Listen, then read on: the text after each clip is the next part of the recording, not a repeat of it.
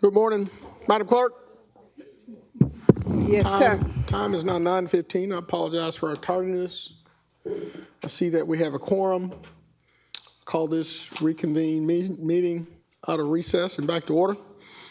But before we proceed with turn this over to Madam Administrator, I want to take a point of personal privilege to congratulate the Commissioner from the 2nd for receiving a Commissioner of the Year award by the Georgia Association of Black County Officials. Commissioner Stacy Pulliam, congratulations. Madam, is there anything you'd like to add before we move forward? Thank you for the acknowledgement, and it was truly a blessing, a surprise, an honor, and all of the above, and I truly enjoy serving as Commissioner for District 2. Thank you so much, Commissioner Pulliam. Great work. Madam Administrator, the floor is yours. All right. Good morning, Mr. Mayor, members of the governing body. We are here this morning to hopefully reach a consensus and adopt our fiscal year 2026 budget. So, remembering back to October, the administrator's original proposed budget included a $2 million increase to help build the foundation for future years. During our many budget work sessions, we have reduced that to $1 million. We had discussions surrounding that, and then we even had discussions surrounding a $0.85 million. But my understanding today is that there is no consensus for any meal increase. So here I am presenting to you a final option for a budget with no millage increase. This is not the recommendation as your administration and finance team. However, I do understand that our citizens have endured an increase in their garbage collection and in their street light fees this year. And I too share your concerns about burdening them any further.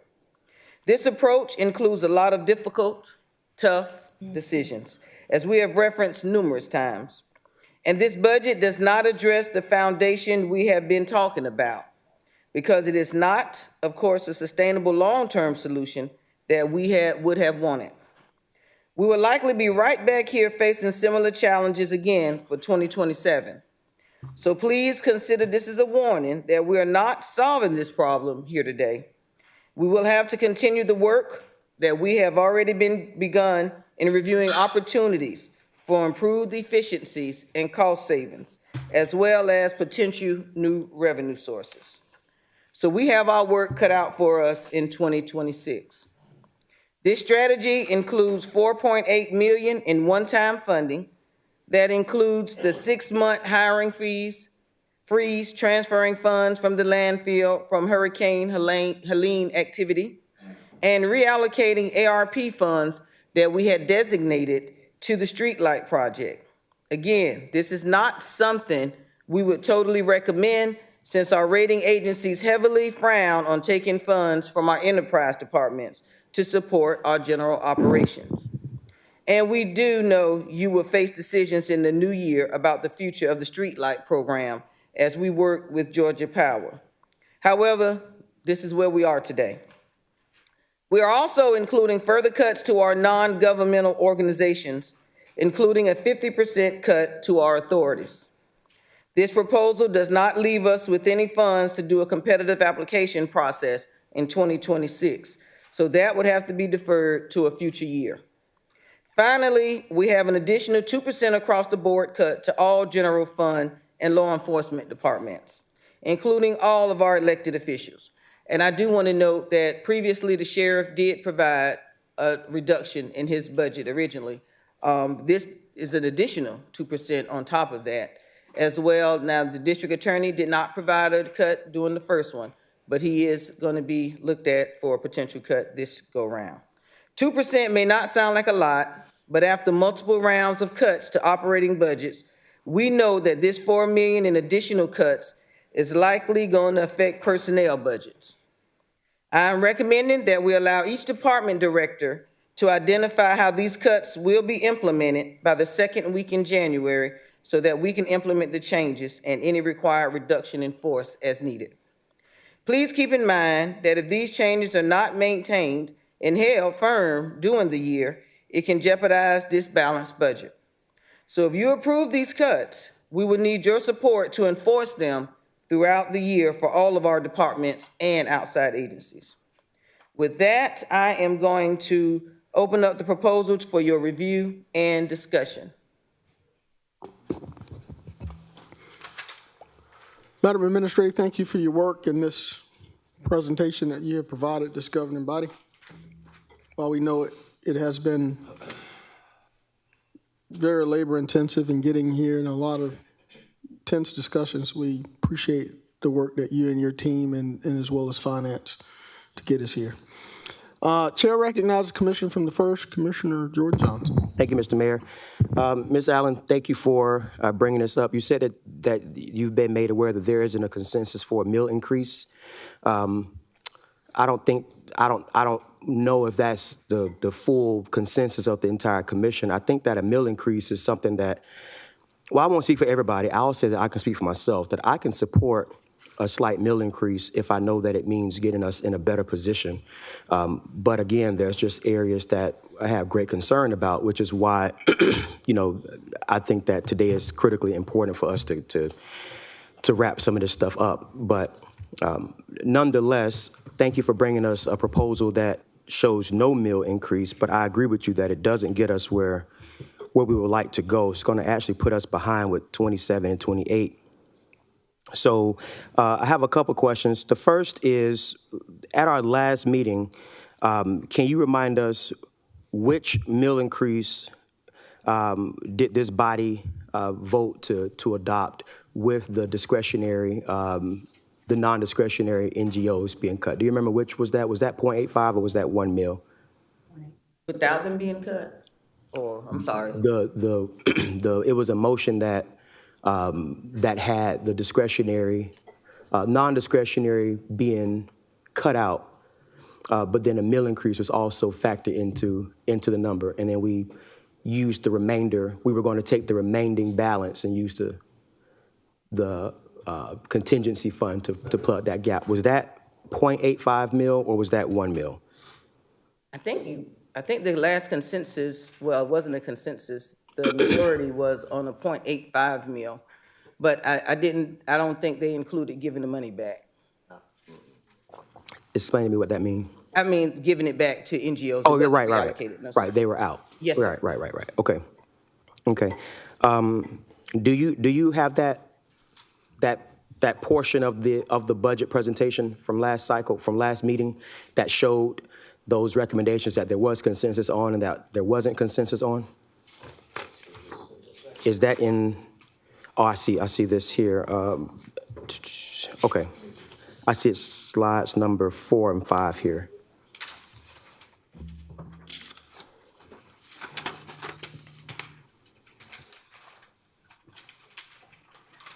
Okay. So also with the landfill transfer, I see that there's a $2 million landfill transfer and an ARP streetlight fund reallocation. Yes, sir. Can you explain to me the streetlight fund reallocation from ARP? So one of the things that was remaining in the streetlight was from our ARPA funds was the $800,000 that was allocated to that project, potentially with Georgia Power.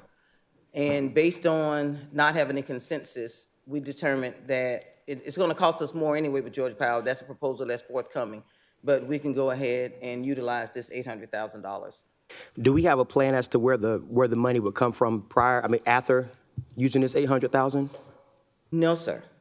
Okay, and I get you're only doing what's been asked of, and that's another concern that I'm not sure we want to tiptoe with, but I get why you presented it, and thank you for doing that. The landfill transfer. Now, is the landfill an enterprise fund? Yes, sir, it is. Can we use enterprise funds to balance our budget? As we understand it, you can, sir. It's not something that you would recommend, but you can because it's not associated with any respective bonds or anything that would make it something that, that's would not be legally sound. Okay. I remember when we were talking about the garbage fees and things of that nature, it was said that that enterprise funds couldn't be used to offset those types of costs. So could I get legal to weigh in on this or somebody from the department to kind of give us an idea if we can actually do this? Yes, and then what would be the difference between then and now? Attorney Plunkett. Well, the issue is these are revenues to the landfill, and funds can be transferred from an enterprise fund so long as the funds are not restricted in some way. So, for instance, as a utility department, the revenues are pledged to bonds, and therefore you cannot just transfer funds. They do some transfers, pilots and pile-offs in that regard, but the landfill has no restrictions. There is a solid waste authority that's out there, but it has no pledge of revenues to the payment of that debt. And so it is it's not a legally impermissible transfer. It's essentially Augusta's monies to be able to transfer they like.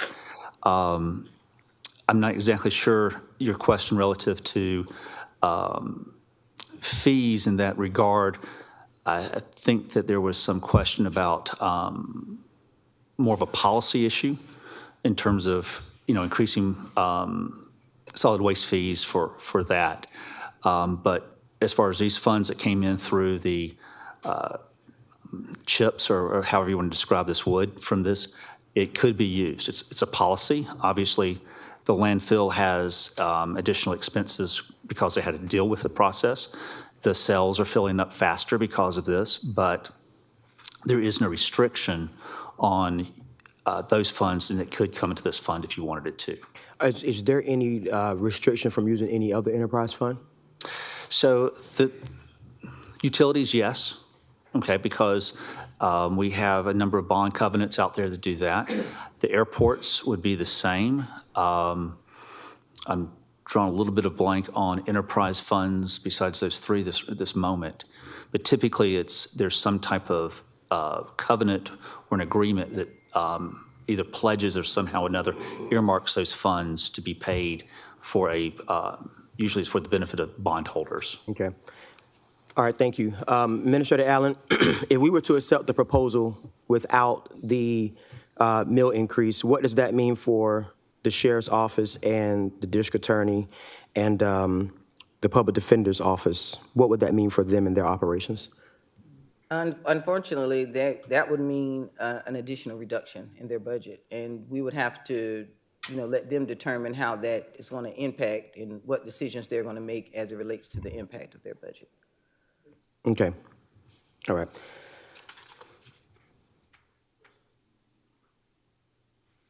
And then my final question, for now at least, is with the additional NGO cuts, when we say the authorities, so we're referring to the Downtown Development Authority, the EDA, are there any other authorities that will be taking a hit here?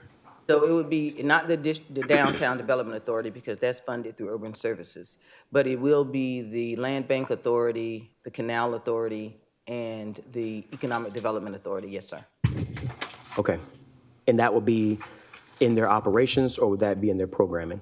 Or would it just be up to however they find the money? Yes, sir. It will be up to how they determine. Okay. All right.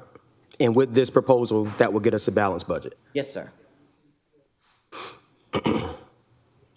Okay. I'm out of the queue for now, Mr. Mayor. Thank you, Commissioner Johnson. Chair recognizes Commissioner from the 2nd, Commissioner Stacy Pulliam. Thank you, Mayor Johnson. Thank you for your presentation, Administrator Allen. I know you all have worked very hard on consistently changing the budget. My question, one of the NGOs, Mock Academy, because I've been looking into the different NGOs, is some of their funding from a programming standpoint because they actually run the program at that facility for Parks and Recreation? So I'm not sure if I'm understanding the question. It is still considered a discretionary NGO because it's nothing that we are obligated to do. Okay. So if they were not running the program at the facility, who would then run the program? The tennis program? either, and I would let Ms. Williams address that, but I would imagine that we have other tennis programs, Ms. Williams? So we would close that facility, is that what? Ms. Williams, can you come to the podium, please?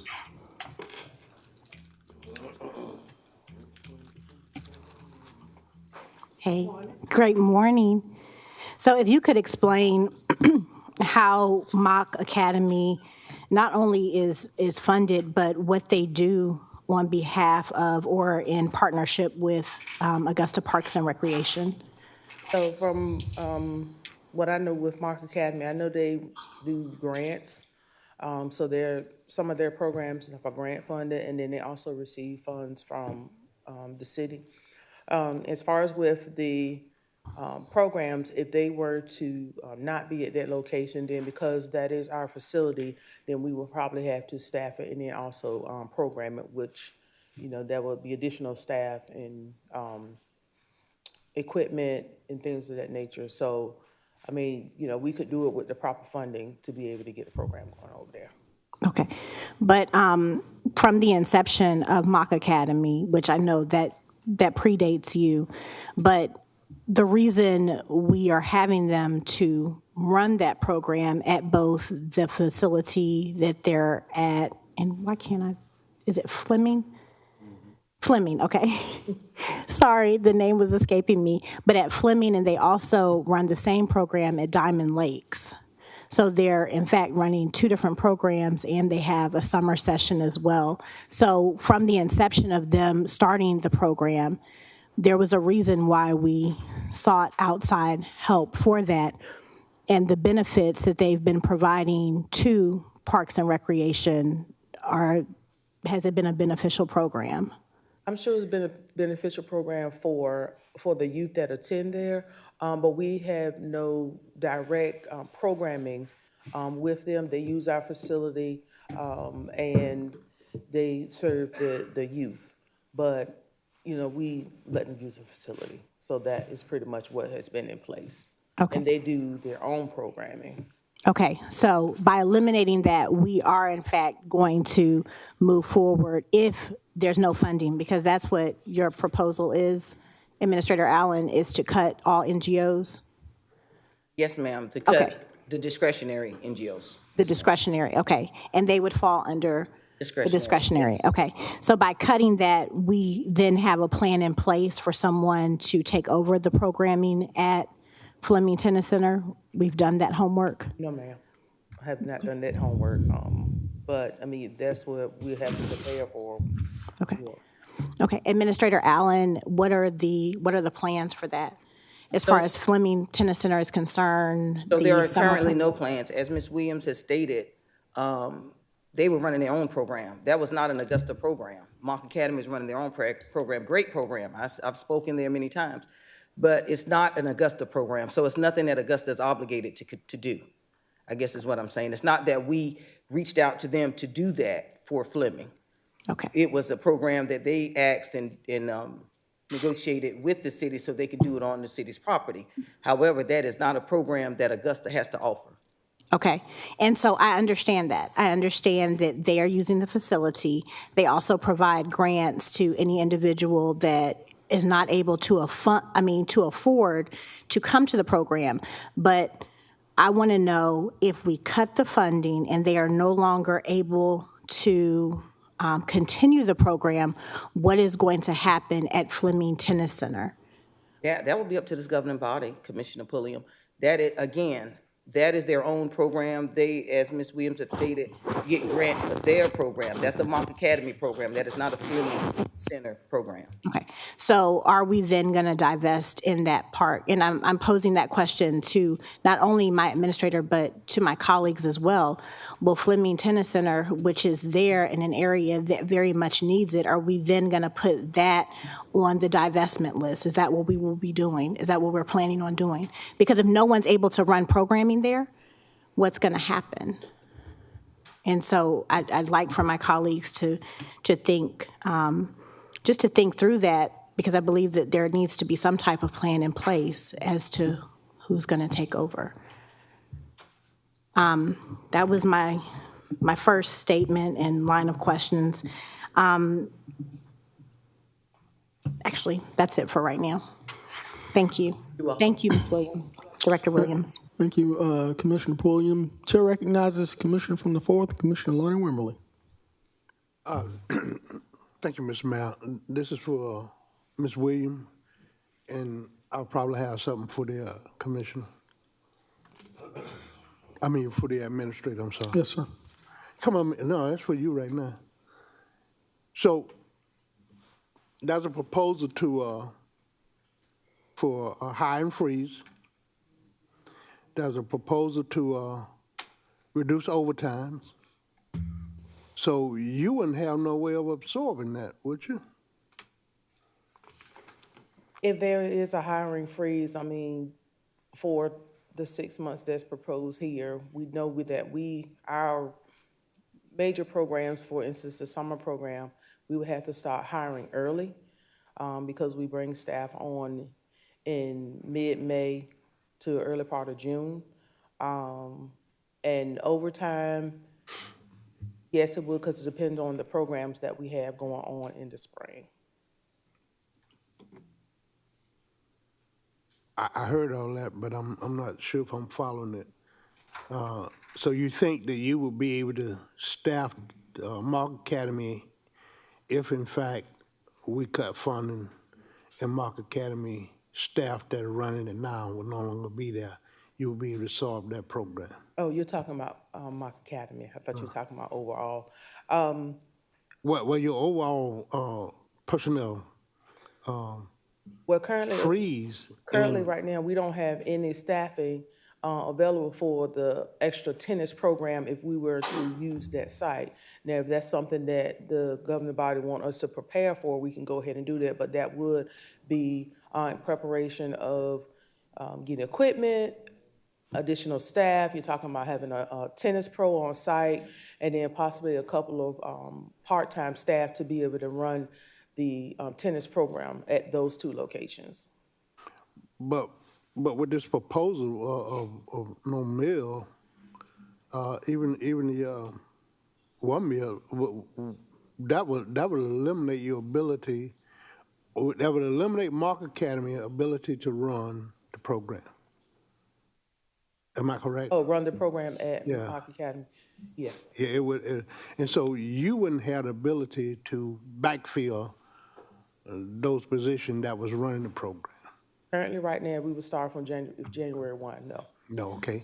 Start from January 1. So for this body, we would just be eliminating a program that is highly successful, serves a great need for the county. That would just go away. Based off recreation, you wouldn't be able to do anything about it, right?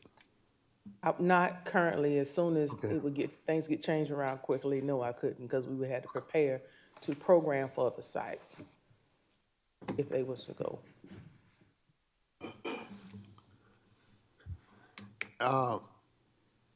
For the administrator, Mr. Mayor.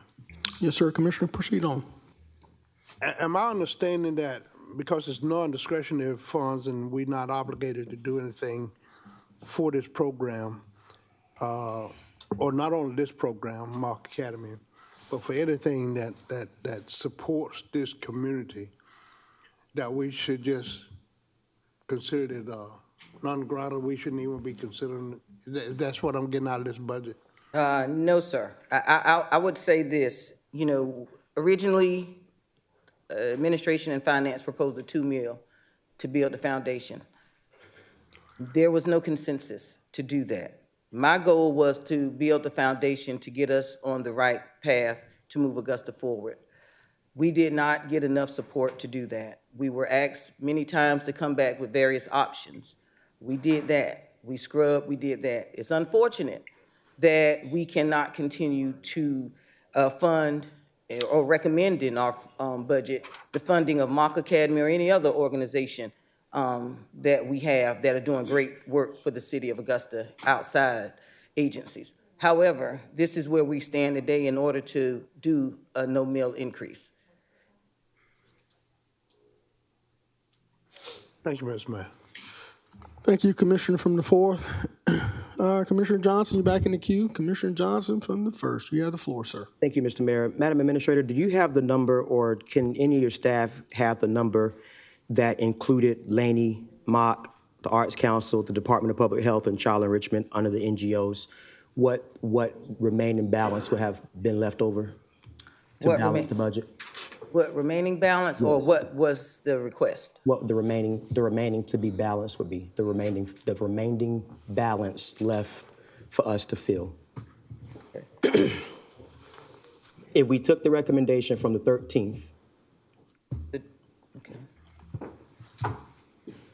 we took the recommendation from the 13th, and then you have the NGO agency reductions, but you add those NGOs to the list to be funded through 2026. What would that leave us left to balance our budget? Okay. Did y'all get that? Can you identify those agencies The Laney again? Museum, Mock Academy, Great Augusta Arts Council, the Department of Public Health, and Child Enrichment.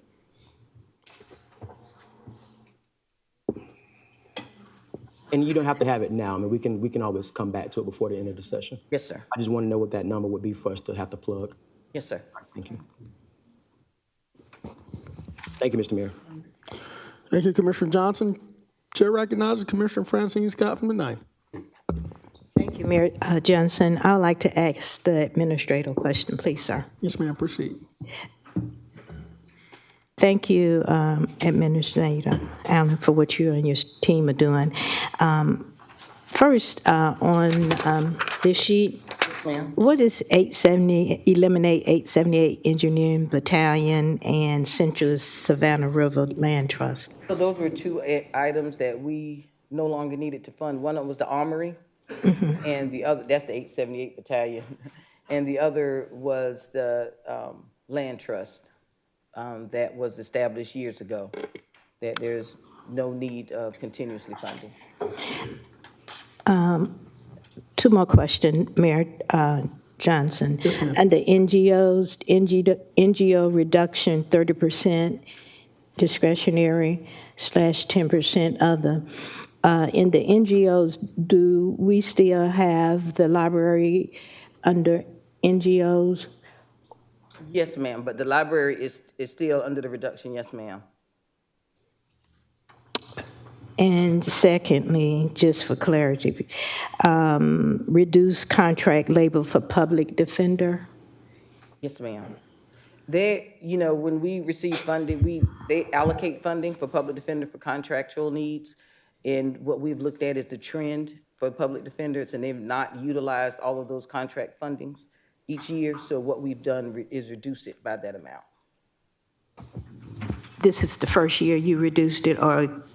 Well, we worked with them this year, actually, and looking at the contract labor when we did those modifications to their positions. So you all discussed or is We have this not had a addition? discussion with them regarding this, no, ma'am.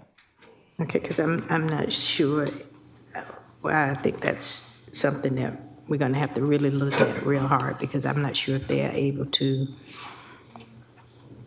take a hit. The contracted services, again, the trends show they're not utilizing it. So that's what we looked at when we rendered that decision. Yes, ma'am. It doesn't affect their respective salaries.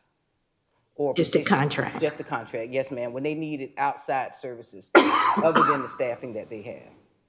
Okay, there's nobody here from Public Defender, is it, to talk about?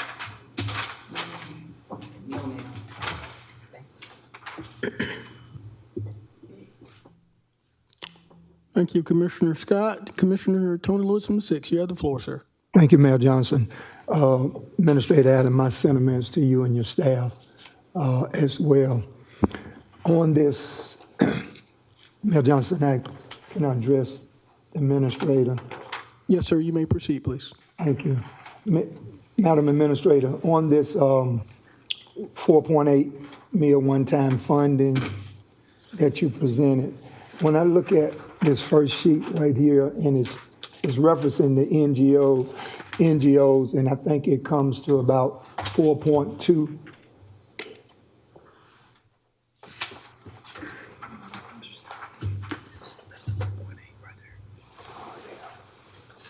Okay.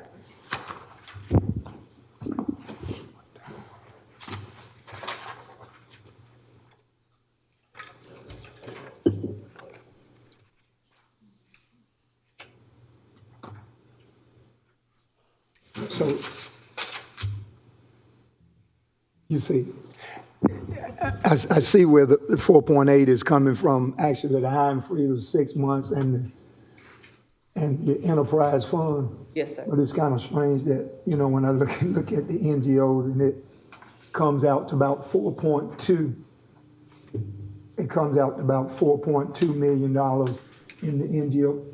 When I look at the back page on the other funds, environmental services, urban services fund, about $1.2 million. That's budget, not cuts. Yeah, those are. My question is this, on the public health, on the DPH here, I think they had original adopted budget amount of $919,960 on that first page. Yes, sir. And I see under public health, you know, we have the American Red Cross, Lamar, Miracle Making Ministries, and all of those. So those NGOs would have been left out of this 4.2, and I see the DPH would have 827. Was that the 10% cut that we were asking? Yes, sir. That was 10%. So there's no further cuts within DPH? No, sir. There would not be any, only the 10%? Yes, sir. That's what we have as of now. Yes, that sir. we were asking for, based on this right here, this sir. report here. Okay. All right, thank you. Thank you, Madam Johnson. Thank you, Commissioner Lewis. All right, colleagues, I don't see anyone in the queue. So the only thing I know to be outstanding is the total that the commissioner from the first has asked the administrator to total regarding some of the NGOs. So Chair's going to recognize Commissioner from the eighth, Commissioner from the first, Commissioner Jordan Johnson.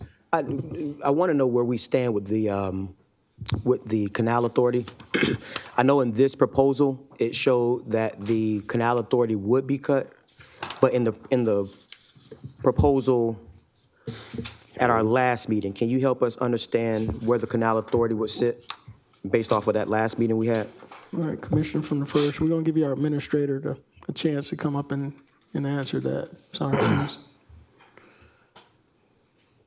Madison, are you going to answer that question regarding Canal Authority? I think so. Okay. Good morning. Commissioner Johnson, could you please restate that? Where does the Canal Authority stand prior to this recommendation? Where did they stand at the last meeting? In the initial presentation up until the last meeting, they had a 10% cut. Today's option reduces that to 50%. Okay, all right.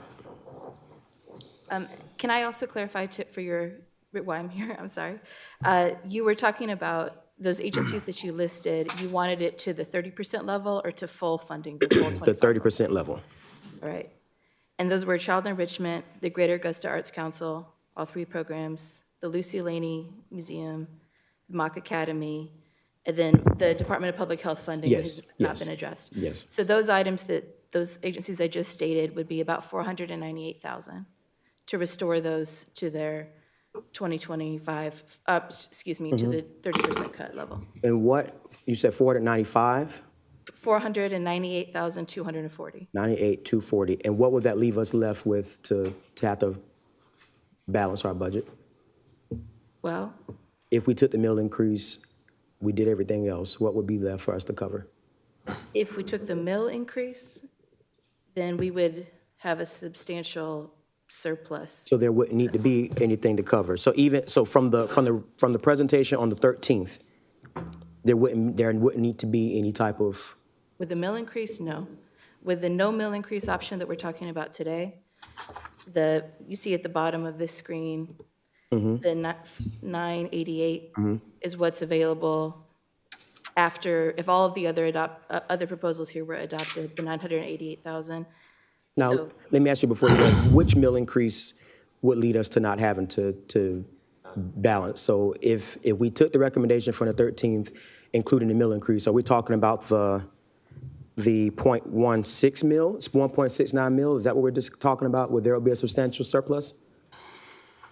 If you, I'm trying to figure out which one we're talking about, the 0.8 or the 1 mil. But on this, from the 13th meeting, it says 1.69. so since that meeting, we talked about the 1.69, the commission has consented a variety of other changes. So all of these numbers have changed a lot, unfortunately. This, what's on the screen, is probably the best source of truth for right now going forward. What this includes, under additional cuts in that section, you see the 2.1 million in each scenario. Some of the times we've talked about this, we had talked about not having a 2% cut. That has been added and taken away in different combinations. But if you did do the 2% cut for all the departments except the DA and the sheriff's office, and then adopted the 0.85 mil, we would have a surplus of about 1.7 million at the bottom. If we did that for a 1 mil increase, we would have a surplus of about 2.9 million at the bottom. And then if you do no mill increase, but you do make all these other changes, we would have a surplus of about just under $1 million at the bottom. So even if we plugged in those other nonprofits, let me just make sure I'm completely clear on this. If we plugged in those other nonprofits, the scenarios would remain the same. There would be a surplus. There would be a surplus. It would be about $500,000 less than what's shown on the screen right now. Thank you. Thank you, Commissioner Johnson. Chair recognizes Commissioner Brandon Garrett from the 8th. Thank you, Mayor. So, first of all, I just want to say thank you to staff over the last couple of weeks. I know there's been a lot of pencil sharpening and work that's gone in to try to get us to where we currently stand. I have a couple questions. I know the question came up earlier about the restriction, whether or not that landfill enterprise fund could be transferred, and we got clarification from the attorney. The ARP streetlight fund reallocation, where would those funds go? Because I know those were pretty specific in the ways that we could use the ARP funds. So how would we use those funds if we were to transfer those back into the general fund? We would just use that to balance the budget. That was one of the, the justifications for ARP funding as well. Okay, just Yes, wanted sir. to. We would just retake those. Want to clarify that as well. So just looking at all of this, I know we've got some elected officials in the room. I know Sheriff has sent out some notes to a few of us about what they can and cannot do. Sheriff, would you like to speak towards this 2% reduction and whether or not that is something that your department can do?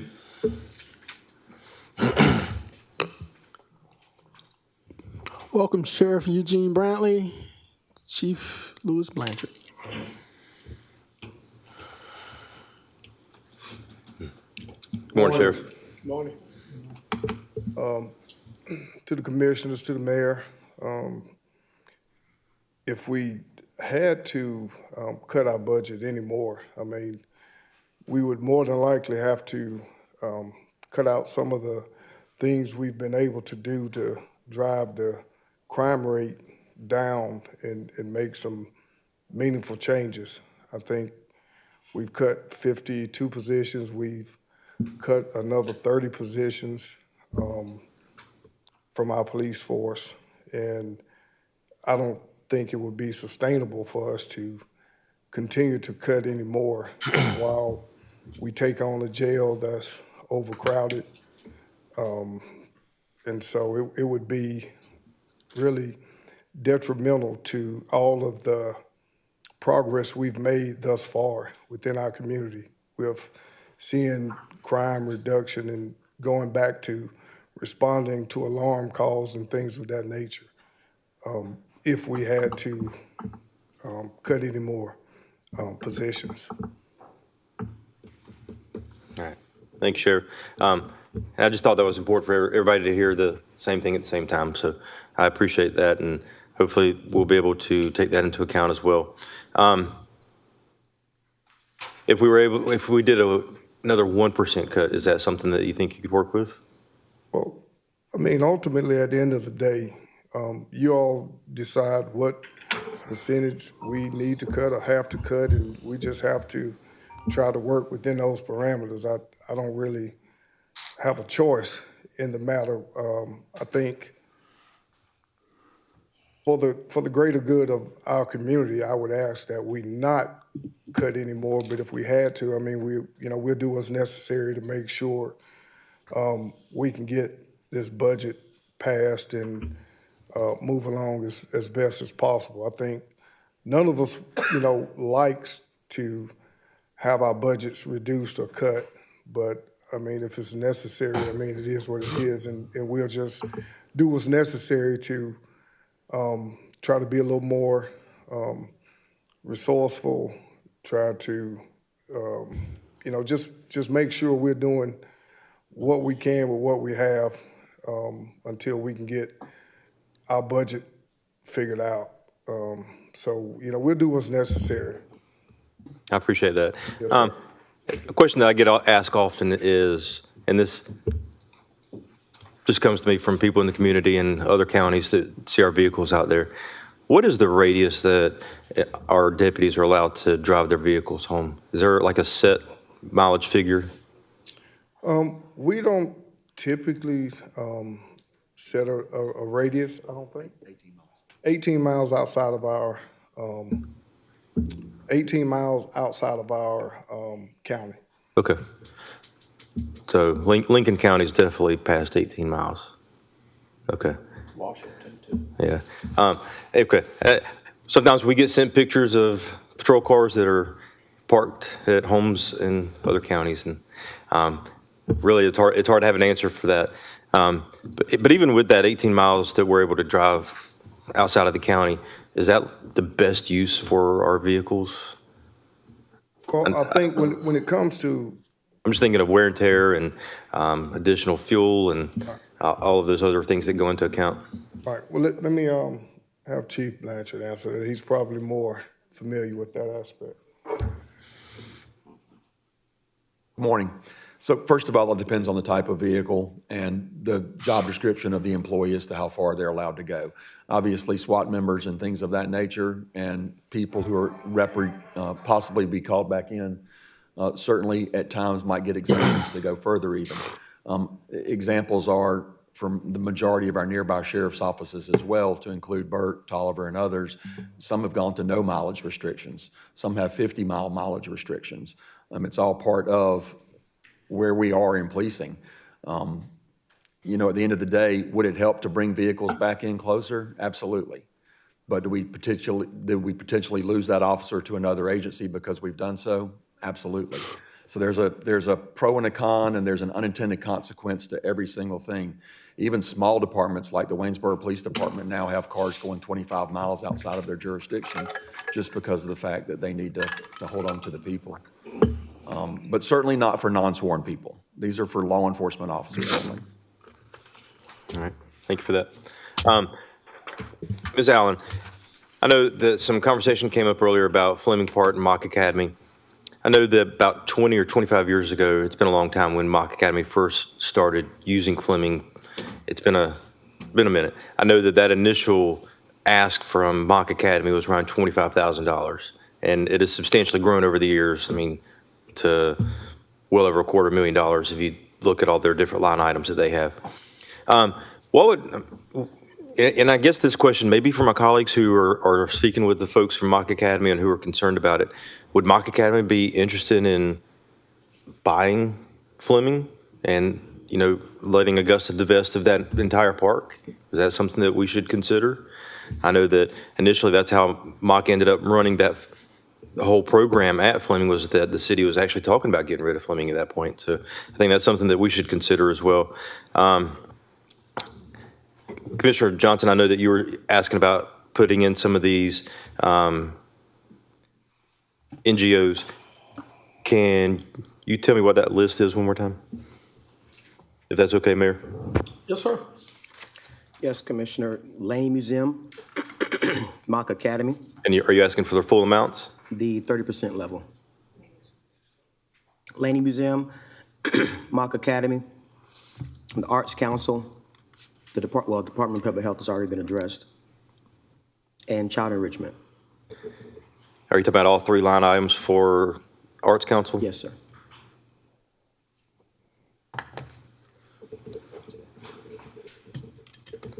Thank you, Commissioner. Thank you. Thank you, I'm sorry, Commissioner Garrett, you still have the floor, sir. No, I'm going to yield currently. I'm going to take a look at these. All right. Chair recognizes Commissioner from the 4th, Commissioner Lonnie Wimberly. Thank you, Mr. Mayor. This is for the sheriff and the administrator. Sheriff, if we continue to cut your budget and pull your resources away from you, that hinder your community-based policing ability too, doesn't it? Absolutely. Okay, and that also based off other cuts that we want to do in the budget. While we want to take some of these NGOs, part of their effort is to try to prevent some of the young folks from getting in trouble and winding in your jail. And so if they go away, there's a possibility you won't need 2 pods, you'll need maybe 4 pods. What do you think? Well, as far as, when it comes to the jail, I think the 2 pods that we've asked for is to basically, if we had 2 pods right now, those 2 pods are already full. Gotcha. So if nobody else got in trouble in Richmond County, did anything, we had to arrest anybody, we're still already full with 2 additional pods. Okay. But if we cut resources, I don't want to sacrifice the things that we've already made strides for in the community.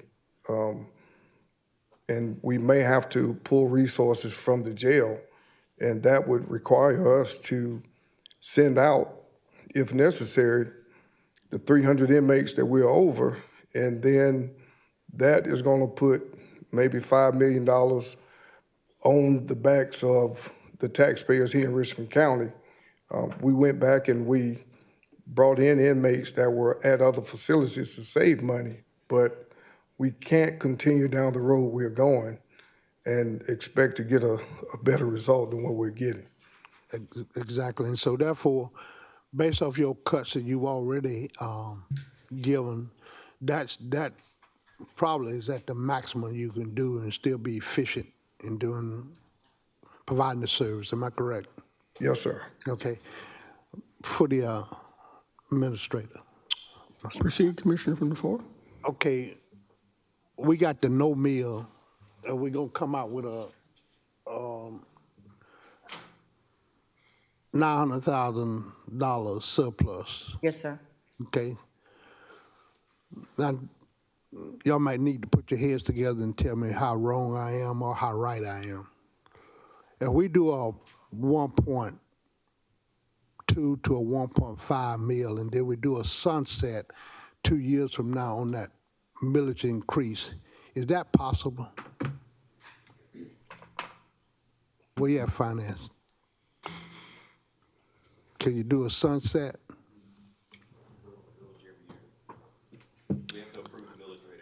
We have to. Yeah, We'll but let the you can finance. still do a sunset, We'll let I our believe. interim finance director, Mr. Schreier. Good morning. The millage rate is set every year. So Right. you can, in essence, determine that you're going to keep it at this level for 1 or 2 years and then reduce it. But that's an annual discussion in August. And I wasn't talking of taking away the annual requirement for us to set this meal. I'm just saying that we could sunset it for at least 2 years, keep this. That give us an opportunity to straighten out this budget that we've already, we messed up. You would have to, if you adopted it in this August and you wanted to keep it at the same rate in 2028, 27, you would have to it could be considered another tax increase. But yeah, you could keep the millage rate the same for 2 years. And possible to roll it back to the current millage rate, right? Again, that's an annual appropriation that the body makes. So you could, yes. Okay. So, Madam Administrator, how would that help our budget if we were, do you think that over the years that if we did a meal increase, that we could fix some of these problems we have with the budget and probably stabilize it in, say, 2 years? So, if I'm understanding correctly, Commissioner Wimberly, you can begin stabilizing the budget with the 1 meal increase, but each year, as Mr. Schwer stated, we'll still have to vote. The governing body will still have to vote on the actual millage increase. And you can keep it the same, but each year you would have to vote on it. Well, actually, I'm saying you keep it at probably 1.25 to 1.5 for at least 2 years. Yes, if that's what yes, sir, I see what you're saying. Yes, sir. Okay, and then at the end of that 2 years, we should actually figure out what our shortfalls and our problems really lies, and then we could roll it back to where we are right now, and we could be comfortable and move forward. You'll be able to roll it back. I'm not sure if we'd be able to get back to, but it'll be at that calculation during that period. Yes, sir. But it's a possibility. Yes, sir. Each year you would vote on that if y'all want to take that action. Yes, sir. Yes. So the sheriff doesn't have to bill in 4 parts. He can keep doing this community policing. Our NGOs that are supporting us with our youth will continue to be able to do so. Mark Academy is a highly recognized operation that have brought some great accolades to this community, as I recall. And we want to just get rid of that and just say it doesn't matter with those kids that are actually performing at that academy. You're just overlooking the effort and the good that Mark Academy is performing, along with some of the other NGOs. You don't want to have arts in the heart. So what is the citizen going to do? So I'm saying, let's consider what the meal rate increase would do and how will it better satisfy us. Because like you said early on, I don't think we can cut our way out of it. Thank you, Mr. Mayor. Thank you, Commissioner. Chair recognizes Commissioner Stacy Poole from the second. Thank you, Mayor Johnson. My question is, may I direct a question to our sheriff? Yes.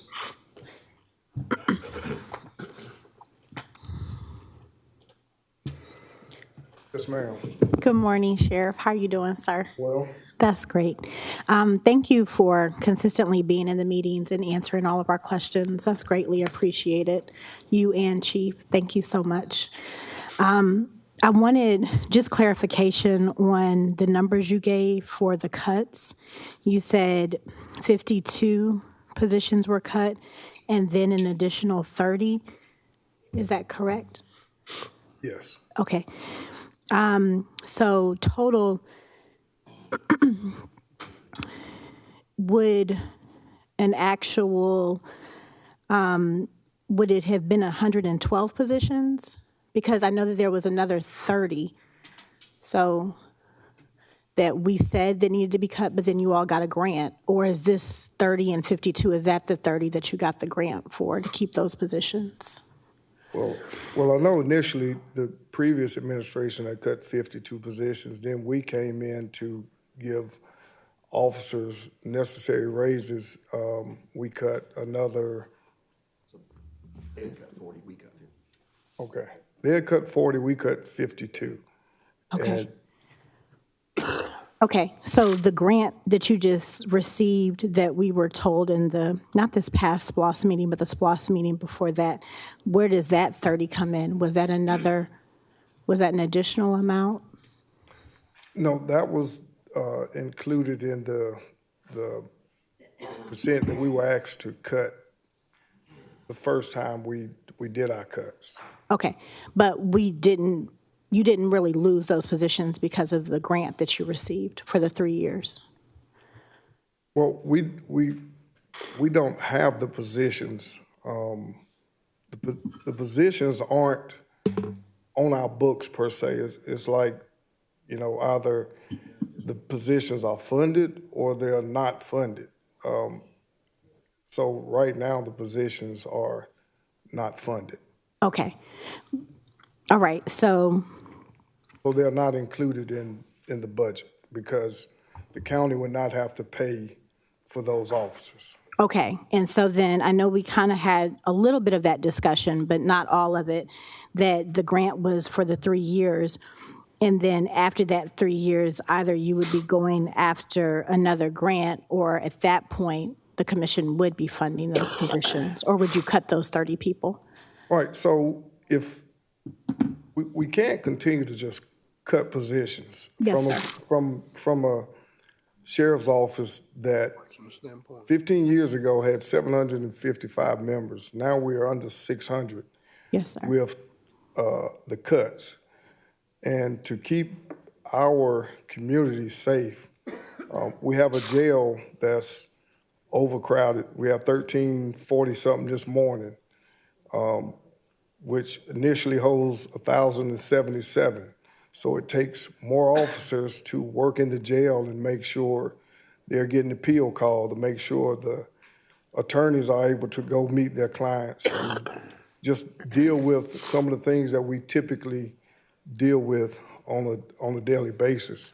So if we didn't have those positions there, then I could possibly take some of those positions that we had in the jail and move them out to the road, because we wouldn't have an overcrowded facility, which, makes it unsafe for the inmates as well as the officers. Yes, But that would cause, maybe a $6.5 million increase to the county if I did that.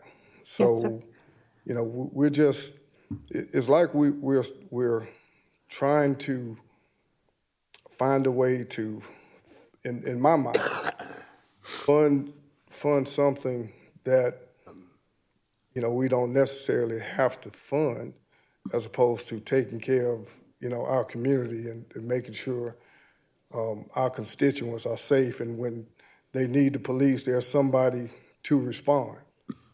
And so that's kind of where we are. Like, it's just hard to continue to take positions away and expect the same level of service that we're providing. Yes, sir. And so my line of questioning was for clarity on the number of positions.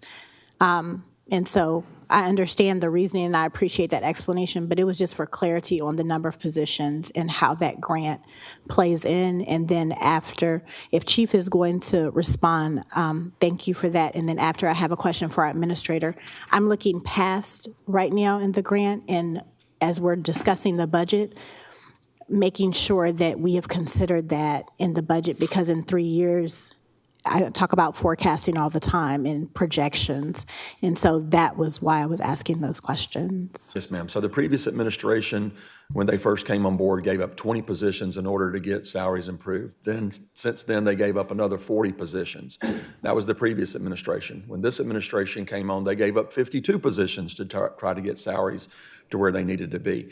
We were told the budget was going to be short this year, so we gave up another 30 positions, which we then, at the direction of the sheriff, found grant funding to not lose those 30 positions, if that makes it the easiest to understand.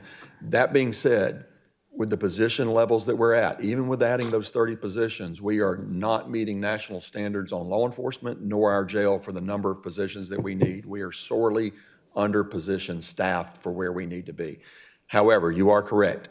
The 30 positions that we're giving up this year, he's been able to find $8.7 million to cover us for the next 3 years. And then after that, it will be the responsibility of this commission to either cut positions again or fund the money. Okay. Thank you very much, Chief. Yes, and I appreciate that. Thank you. Mayor Johnson, if I could address Administrator Allen, please. Yes, ma'am. Please proceed. Well, actually, both Administrator Allen and I have a question for legal as well. Okay. Okay. I'll go to legal first, if that's okay, Mayor Johnson. Yes, Thank you, sir. Attorney Plunkett, we were discussing, and you came back with an answer regarding if the sheriff has money. I guess this would be different because we are not giving the money up front. They received a grant for those 30 positions. So 3 years from now, of course, we don't know how laws are going to change. I understand that. But 3 years from now, when they come back before this commission to ask for the funding, if they don't receive another grant and we don't have it and they have to divest in their personnel, is that going to fall back on the commission because we're not able to meet their budgetary needs? Ms. Boydman, I'm not sure if you're referring to the idea of defunding police? Is that Yes, part of sir. the issue? So the first part is that, we don't have a police force. We have a sheriff's department and marshal's department. So the defunding issue does not exactly apply to us, although it is very analogous. So if you were to cut the sheriff's department by a certain amount of money, they could certainly argue the fact that you have defunded. Now, defunding has some limitations if the budgets are being cut kind of universally. If we have this grant and 3 years from now, what you would be looking at is you're not defunding that because it was never in your budget. Okay. Okay, but theoretically, you are cutting positions from a big picture situation, but from a funding mechanism, you're not, because it's not in your budget right now. It's a separate fund for them. So I don't think you would run afoul of defunding because that grant expired. But I think you would find that you would have a lot of political need to fund those positions because you'd lose, 30 sworn officers. Okay, so we would need to come up with a way in 3 years to potentially have 8.7 million or greater, because if the cost of those positions go up, as most positions do, to stay competitive, we would have to come up with a way to have that money. I think the word would be more, it would be best if you were to do that. I'm not sure that you have to do it, but I think otherwise you're eliminating positions. Okay. And I wanted that to be on record, just so we are, and I know everyone up here is thinking everything through and trying to come up with the most viable solution, but 3 years is not that far from now. And so I just want to make sure we're thinking about that. And Attorney Plunkett, I do believe in the past you've made comments to, once we fund an elected position or an elected office, we could possibly face going to the courts if we were not able to continue to fund them. And that was before I brought up the conversation of defunding the police. And I understand we don't have police, we have a sheriff's office. But you've made that comment a few times, and so that's also in the back of my mind. Yes, ma'am. There are, basically your elected or constitutional officers have sworn duties to uphold. And if this body cuts their budget to the point they cannot do it, then they need to seek redress from the courts to have adequate funding. So in that regard, we have to have a certain amount. Obviously, most of the, if not all of the groups are working together, and so that is not an issue. But if you were to go in and just, decimate a budget, they could seek redress. The other thing, and I mentioned before, is that we can't really go in and line item their budget. So Right. in other words, we can't tell them to eliminate positions, but you can just simply fund them to a level, and then it's up for those officers to decide how to do it. Okay. All right. Thank you for that, Attorney Plunkett. Administrator Allen, I know we have to, in fact, get through this budget, but I would like to see what our plan would be, because again, 3 years is not that far from now, and because we know that that's something coming. Anything we know that we're going to have to make decisions on in the next year, 2 years, 3 years, I believe we should somewhat be forecasting that out, because how are we going to get the money? And so then we consistently increase the mill rate. So being more proactive, and I'm not saying that we're not, you've only been in this position for, over a year. So as we move forward, making sure we're extremely proactive to be able to see past the current budget, because again, 3 years is not that far from now. Thank you very much. Thank you, Mayor Johnson. Thank you, Commissioner Pulliam. Chair recognizes Mayor Pro Tem Wayne Guilfoyle. Thank you, Mr. Mayor. Sheriff Brantley, Chief, I would like to, I'm just going to say something. I appreciate your willingness to work with us during these budget. There's a lot of conversation that's happening behind the scenes. A lot of these cuts were generated by staff, and we appreciate them digging even deeper. This is going to take the entire government to participate to make this happen. But I do want to say thank you personally and your willingness to work with us. Madam Administrator, I want to chime off what my colleague Mr. Wimberly was talking about doing the one point whatever mil and then doing a clawback. We cannot bind future commissioners with anything. Naturally, the millage is done year to year during the budget session. But I do have some questions for Tim. The intern director, Schrader, finance director, if you don't mind. Interim Director Tim Schreier, you requested back to the lectern. Mayor Pro Tem, proceed. Yes, sir. Mr. Schrader, there's been conversations with yourself as well as the tax assessor, Scott Browntree, on this House Bill 581. Naturally, that affects people with homesteads. Yes, sir.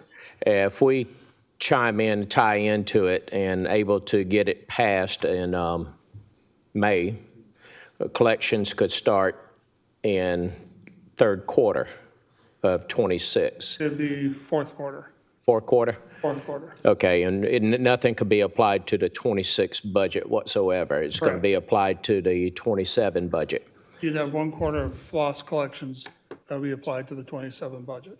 Okay, and this is a revenue neutral proposition that the state had offered all the counties? Yes, sir. All you're doing is shifting from ad valorem taxes to a sales tax. Okay, and as much as you collect, it only helps the residents that has homestead to reduce their millage. Would that be correct? It doesn't reduce the millage, sir. It caps their increase. So in theory, you would be artificially increasing the millage rate because while your digest is capped, you still need that base amount of revenue. So in theory, you could be artificially increasing your millage rate, your rollback rate, I'm sorry. So let's say 3 years from now, the 30 positions at, 1.4 mil increase for the sheriff's department for the 30 positions that the grant money goes away. I'm kind of skeptical about receiving grants because of this one issue, is because it encompasses where we inherit at that moment. It'll be no different than with us using the COVID money, the one-time money to give out in raises. And now, look where we at. That should have never happened. We all know that, but we inherited that. So if we implement, if the voters pass this House Bill 581, and we could use it for 2027 budget purposes, how, you said it just doesn't increase, so I think with the House Bill 581, you can't increase more than what we passed on the floor, 3%, is that correct? Well, the 581 caps the increase of the value of your home. So that's the digest level. The commission can still increase the millage rate. And who does that affect? That would affect everybody. Including the people that had homestead? Yes, sir. Would they receive an increase as well, or does the floss take over? No, so the floss is like our loss rollback. So if you look on your property tax bill, you have a county M&O gross rate of, I'm just going to pull this because I can't remember exactly, say 12 mils. You've got a lost local option sales tax credit of 7 mils, which gives you a net millage rate of 5. So in theory, in 2027, you would have a gross millage rate of 12.5. You'd have the lost of 7. You'd have a floss of 0.5. Your net millage rate would still stay the same. You're not going to collect any more money. So, but that does not stop the body from increasing the millage rate, the net millage rate. All you're doing is capping the amount your home value is going to go up. It still has to be multiplied by the millage rate. I say I've lost you, I'm sorry. You do, because I think during our discussion that if we implement that .5 it generates what you told me, 30 mil in a year? Based on current collections, about $30 million. And where does that 30 mil go to? That would go against your millage rate. So the example is that currently, if you have your millage rate and your sales tax are currently about 50-50. So if you have $100 million today, 50% comes from ad valorem taxes, 50% comes from sales tax. If the floss is implemented, assuming the same $100 million, you'd have 50 million from lost, 25 million from flossed, and 25 million from ad valorem taxes. You're still going to collect about the same $100 million. It's just how it's being collected. And how can we apply that to benefit the residents with homestead? But you said it doesn't change. If we increase the millage, that increases the property tax to the people that has homestead. If you kept the millage rate the same, the homeowners would see a decrease, or would not see an increase in their millage rate beyond the 3.2% increase in their home values. All right. So instead of your house going up 10% that year, it only goes up 3.2%. Right.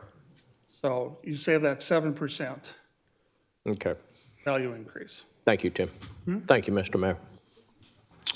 Thank you, Mayor Pro Tem. Chair recognizes Commissioner from the 5th, Commissioner Dunn Clark. Thank you, Mr. Mayor. Tim, since you're up there, I got a question for you, and then I got a follow-on for Ms. Allen. But I do want to echo the sentiment that all the colleagues are saying. You all have done a hellacious job of trying to shift and posture and redo numbers and otherwise, but it's for a reason. I think we are overdue for this level of overhaul in how our government operates, but more importantly, being fiscally responsible to the constituents for the dollars that they contribute through their taxes. I think this exercise was absolutely necessary and long overdue. So I appreciate you all, the countless hours that you've provided, the countless efforts, the frustration and otherwise, but understand that this is something that we need to continue building upon. This doesn't need to stop right now. This needs to be something that we need to continue digging in and realign and restructure how Augusta Richmond County does business. I got a question for you. Can you give me an understanding of the urban tax revenues and the surpluses that we carry with that? The Urban Service District is a separate taxing district that was established at consolidation.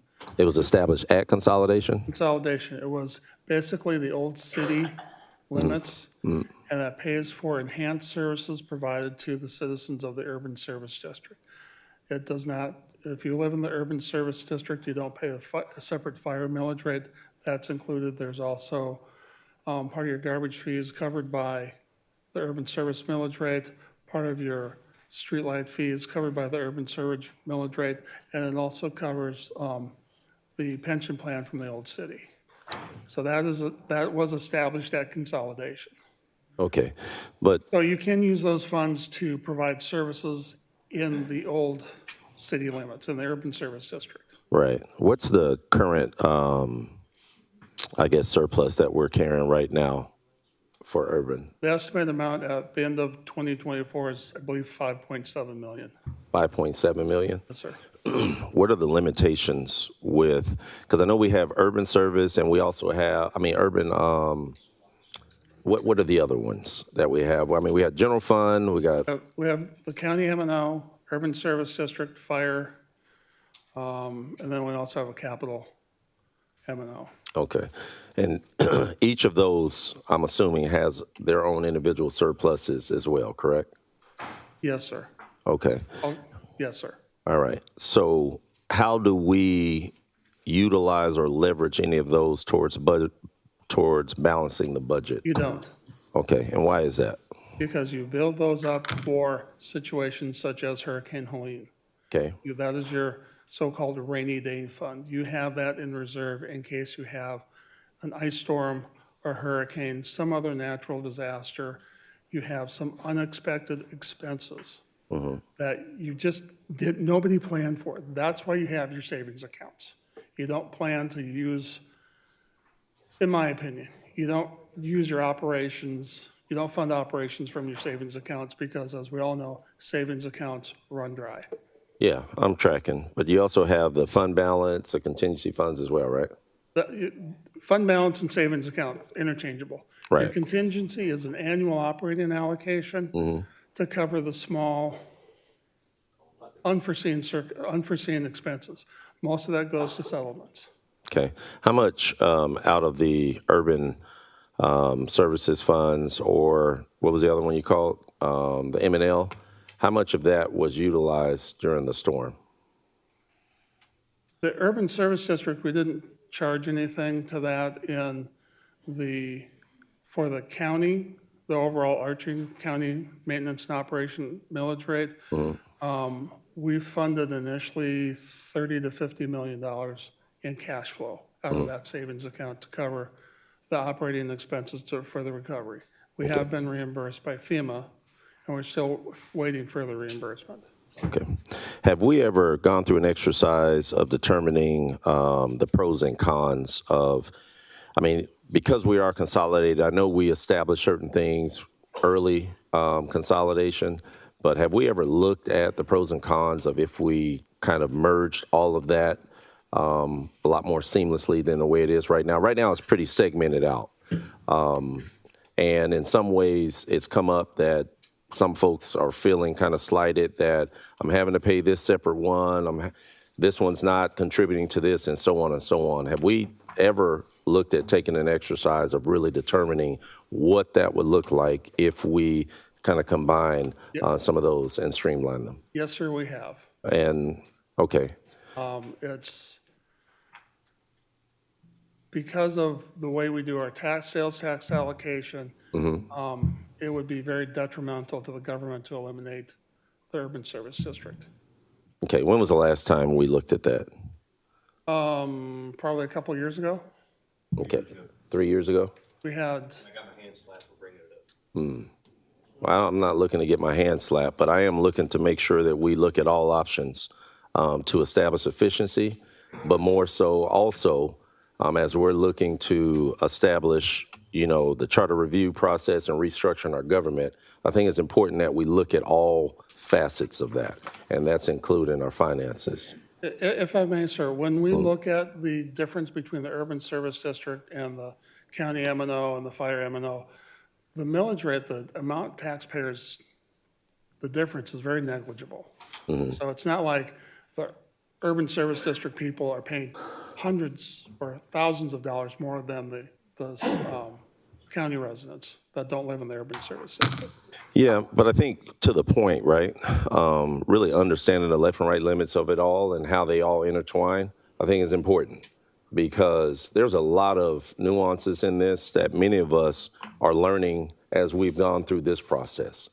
I think it's been amazingly important when we started digging in through even the line items and understanding what's in all of that.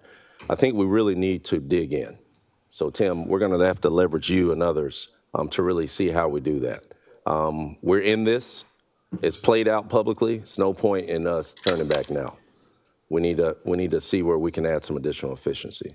But I appreciate you greatly. Thank you. Thank you. Ms. Allen, Mr. Mayor, can I ask an administrator a question? Yes, sir. Please proceed. Hey, Ms. Allen. Yes, sir. Again, I can't say enough about you and Maddie Sue and team.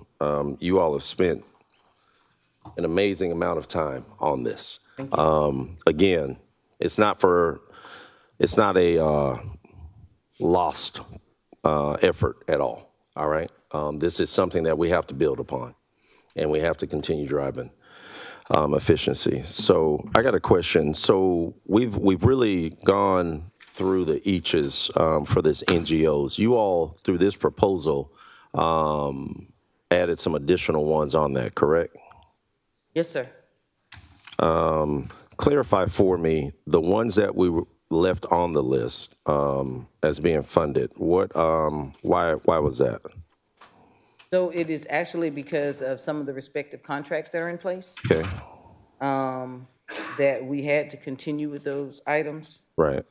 And, for instance, the Junior Achievement Discovery Center, that was a more recent agreement that was signed to help fund that. I think it was a partnership with Columbia County as well as Richmond County, so this would hold that to be Right. true. The other one was the CSRA Regional Commission. That is a state assessment that has to be met to help mostly funding of our senior programs at our various recreational sites. Right. So we receive funds from them.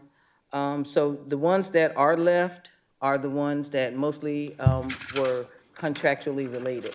Okay. So you've done a lot of research on your own, talking to your peers throughout the state.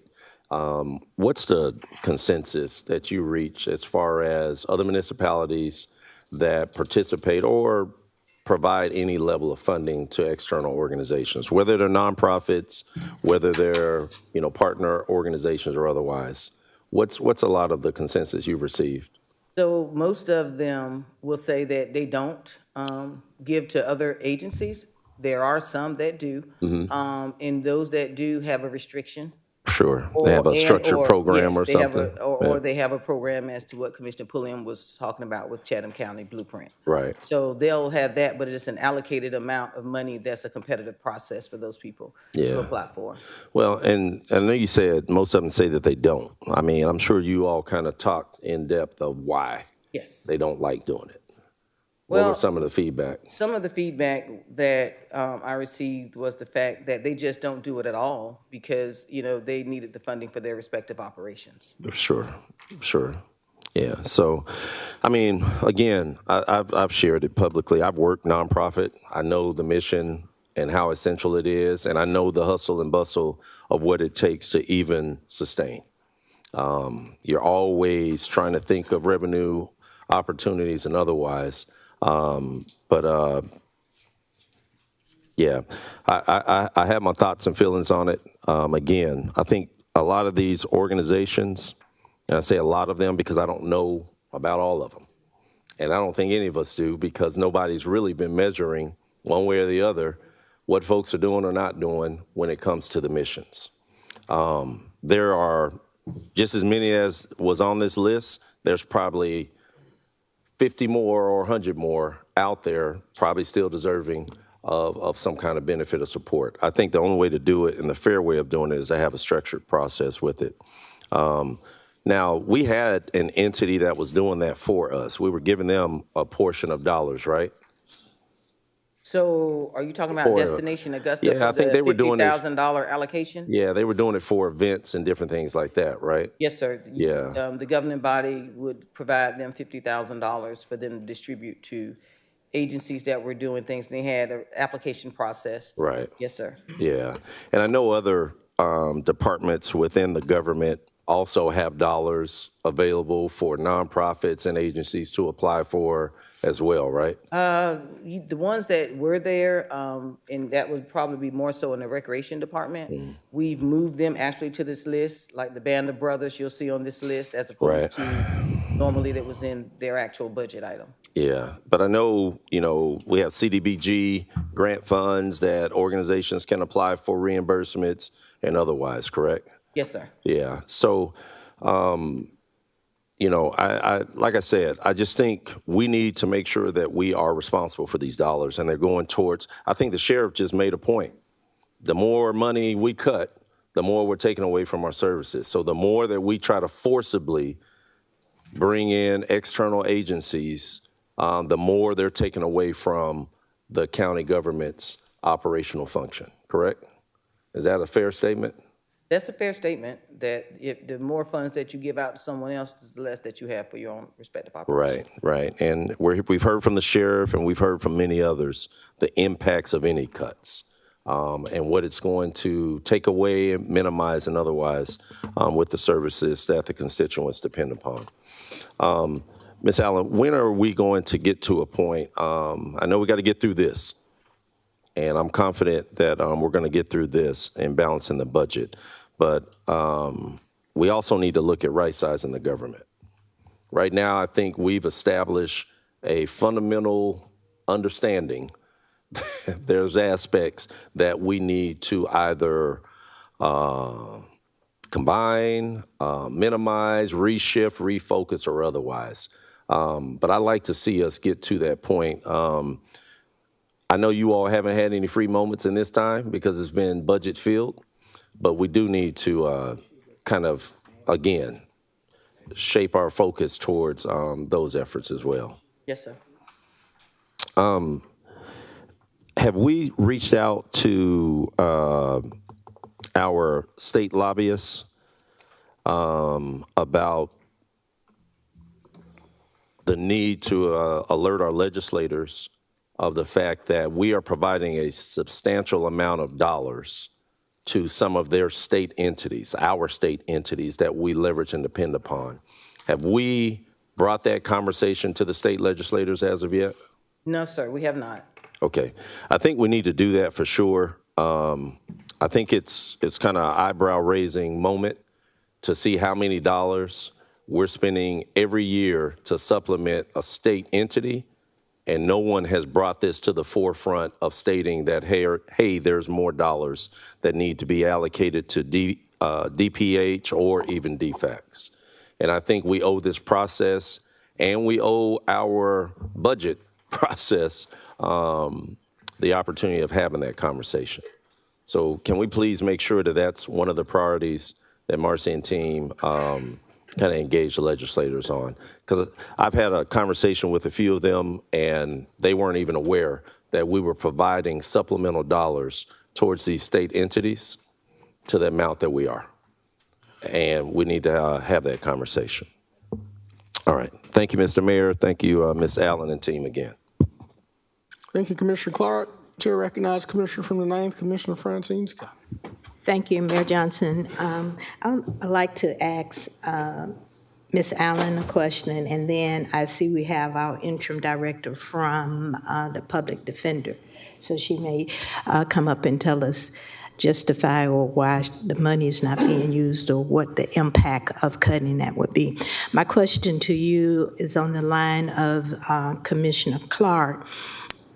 Your colleagues who do not use NGOs and they have programming for the community, is that an in-house program that they provide money, or is it, say for instance, recreation? Now, if they have a private company like like if they have an NGO, Mark Academy, do they have a program that specifically do programming for the community?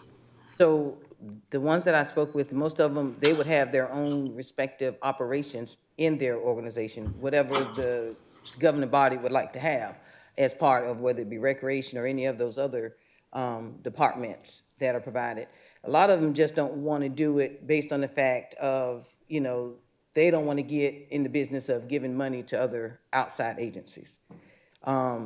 Like the Department of Public Health is one that most, if not all, because of, and I think Dr. Donahue would say that, is a county thing. They may not call it Department of Public Health, they may call it public health, they may call it something else, but there is, in most cases that I found, they do fund that. They do provide funding for that.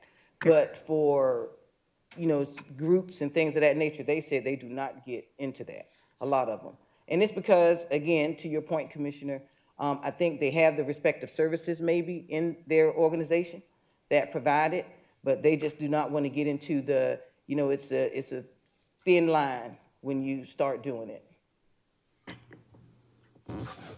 Okay, and just a comment. So if we do away with NGOs or cut NGOs, and there is statistics or the community is saying that these child enrichment, for example, does a great job with what we know now is heavy child trafficking in Richmond County.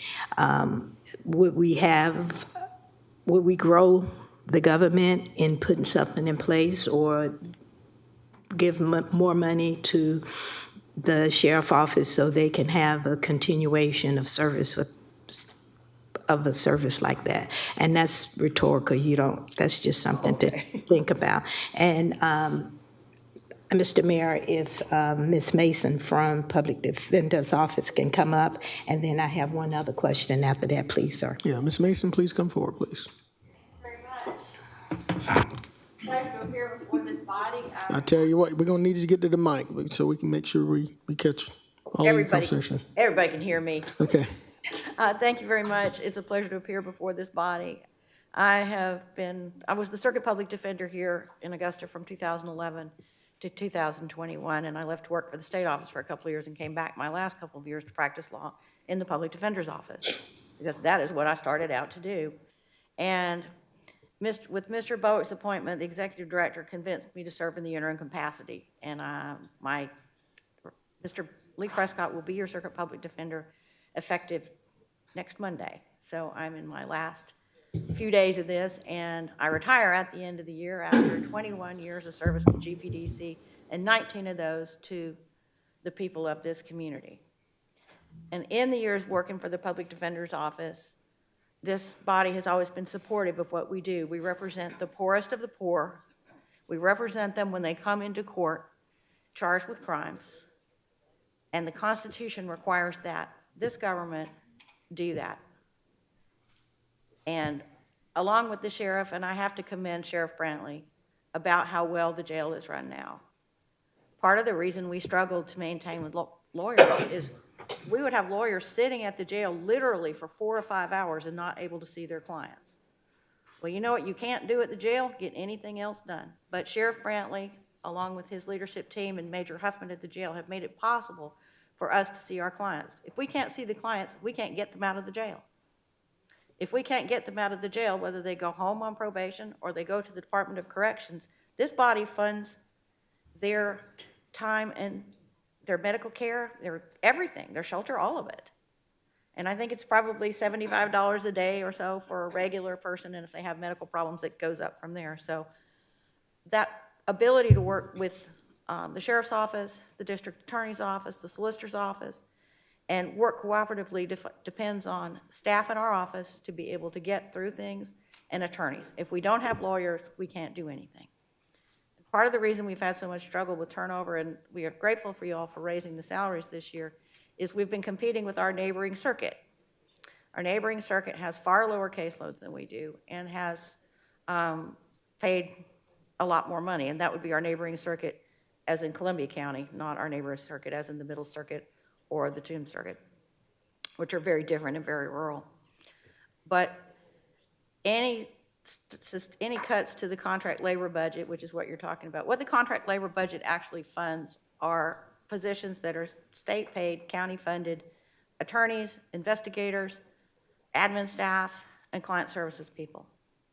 And our client services people, what they do is they help us find treatment for people, because if we can get them into treatment and we can help them that way, and many of those treatments don't cost anything. They don't cost the county a dime, except for the labor it takes for us to get people there. We get them into those programs, we hope to get them straightened out on their drug problems so that they don't come back and cause new offenses, and that they can support their families and take care of their families. Are we always successful? Probably not as successful as we would like to be, but it's something we have to do in order to help people. And I would just ask you to leave the contract labor budget the way it is for this year. Let Mr. Prescott come and address you about it. He'll be here next Monday as an appointment, and I guess if y'all are having a budget meeting next week, maybe he's in a better position to address it than I am, because I've been in the interim position for about 8 weeks. But if you have any questions about the Public Defender's Office and what we do, please reach out to Mr. Prescott or to me. It's always been a pleasure to really feel the support of this commission. And if you don't believe how much you've supported us and how important you've thought our mission was in the past, please take a look and remind yourself of that beautiful building that you funded for us and renovated for us in 2016. That building was designed so that the people who come in there, whether they're elected officials, our clients, our staff, feel like this is an important thing. The Constitution is important. And I don't know how many of you remember the trailers we were in down there on 4th Street. But, you know, nobody felt like they mattered. Our staff didn't, our clients certainly didn't. Their families didn't, and, you know, many of our clients' families do pay taxes. I'm a resident of District 1 and have lived in District 1 for 21 years. And, you know, Augusta's it's a great community. It's a truly, truly great place for people to live and raise their children. And one of the things we were able to do in the past, before the economy got so bad, is we could recruit people because they could, lawyers could come to Augusta on the salaries we paid, pay their student loans, and buy houses and set up their families here. Now, we don't expect to be able to compete with Atlanta's salaries, where the Atlanta Circuit Office is paying $140,000 a year. We don't expect to compete with that. But then again, their housing is way more expensive than ours. But we do need to be able to attract quality lawyers to represent people.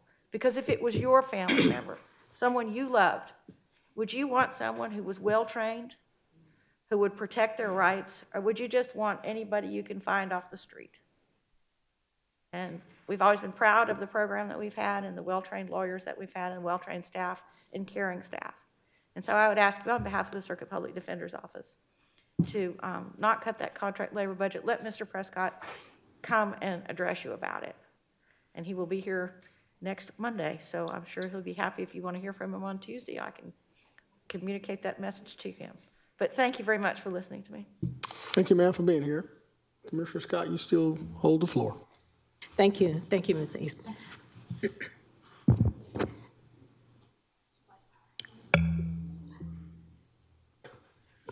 Mayor Johnson, if it's okay, I'm not sure if we're going in order or we just jumping over, just asking questions, but my next person, I would like for Mr.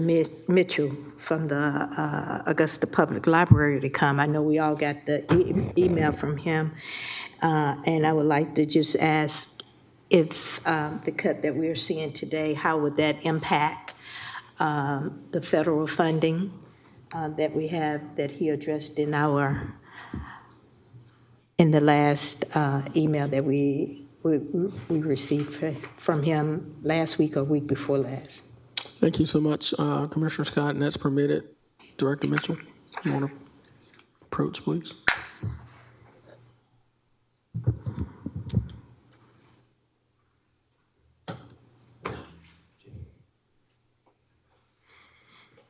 All right. Good morning, everyone. Good morning. The Commissioner from the 9th, you have the floor, ma'am. Mr. Mitchell, we all received your email regarding the concerns that you may have about your budget being cut and what you see today. I don't know, did you? It's up there. Yes. And how would that impact your federal funding? Well, it actually starts out with what we have is called with the state and the federal government is a maintenance of effort agreement. And in this agreement, it states that the funding source, being Augusta-Richmond County, cannot cut our budget lower than it was the previous year. However, if there are budgetary problems within that funding source, they can cut it, but it has to be cut at the same rate as their departments.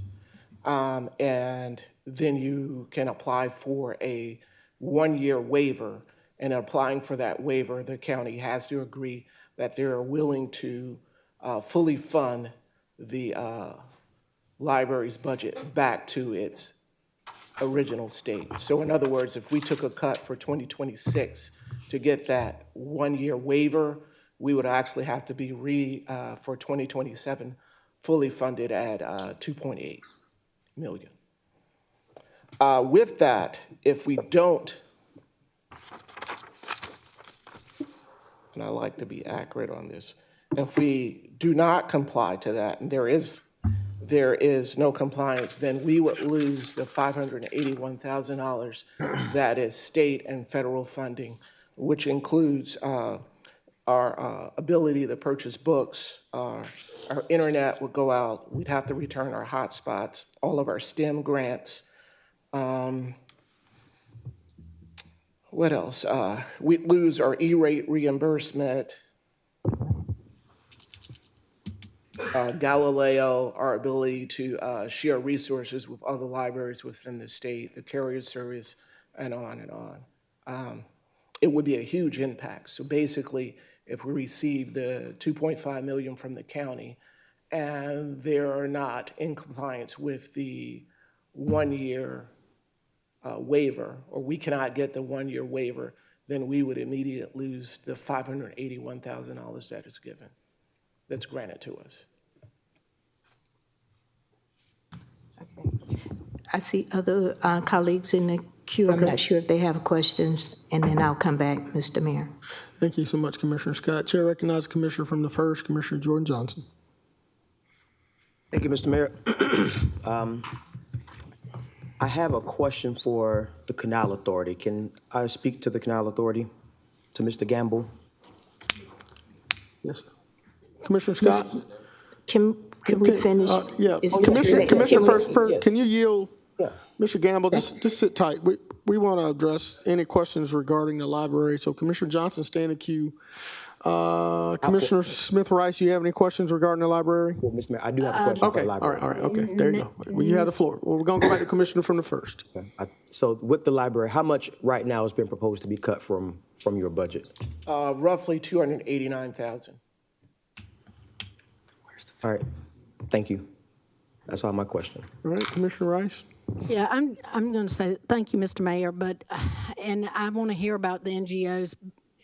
Well, we've heard a lot from the NGOs on several occasions, and if we're going to be letting 1 or 2 NGOs up here, then you're going to have several more coming in. So, we got to keep track of time here, y'all. So we need to decide if we're going to listen to NGOs today or if we're going to make some moves and get this budget fixed. Thank you, Commissioner Rice. Commissioner Garrett, you have any questions for Director Mitchell? I do. Mr. Mitchell, thank you for coming once again. It's amazing how much time you have spent here watching these debates and giving us input as well, sometimes after the fact. I just have one question for you. Back in 23 and 24, the library also sustained some cuts. Where was this notice from this entity within the state that threatened to cut your funding then? As I stated before, we were cut in the same rate that all of the other departments were at 1%. So that was not a breach of the maintenance of effort agreement. Okay. So because the way that the library is dictated under our government as an NGO and falling under that 10% threshold, that's why you're being threatened with the $581,000 going away? Well, sir, it is not I that threatens or do anything like that. The state has laws in place, and this is maintenance of effort. Who signed that agreement with the state, by the way? That was the state of Georgia librarian, Julie Walker. No, on behalf of Richmond County, who signed that? I'm not sure. That predates me. Right. That's an agreement that I don't think anybody up here knew even existed. I know our legal team has been trying to research it as well. It's really a shame that 6 weeks into this conversation, we finally hear about this letter that comes out, that was sent out. So, I understand that there are ramifications of making cuts to budgets. If the state decides to take away the $581,000, have we ever attempted to get the 1 year waiver? We don't know what next year holds for us. We can't make promises.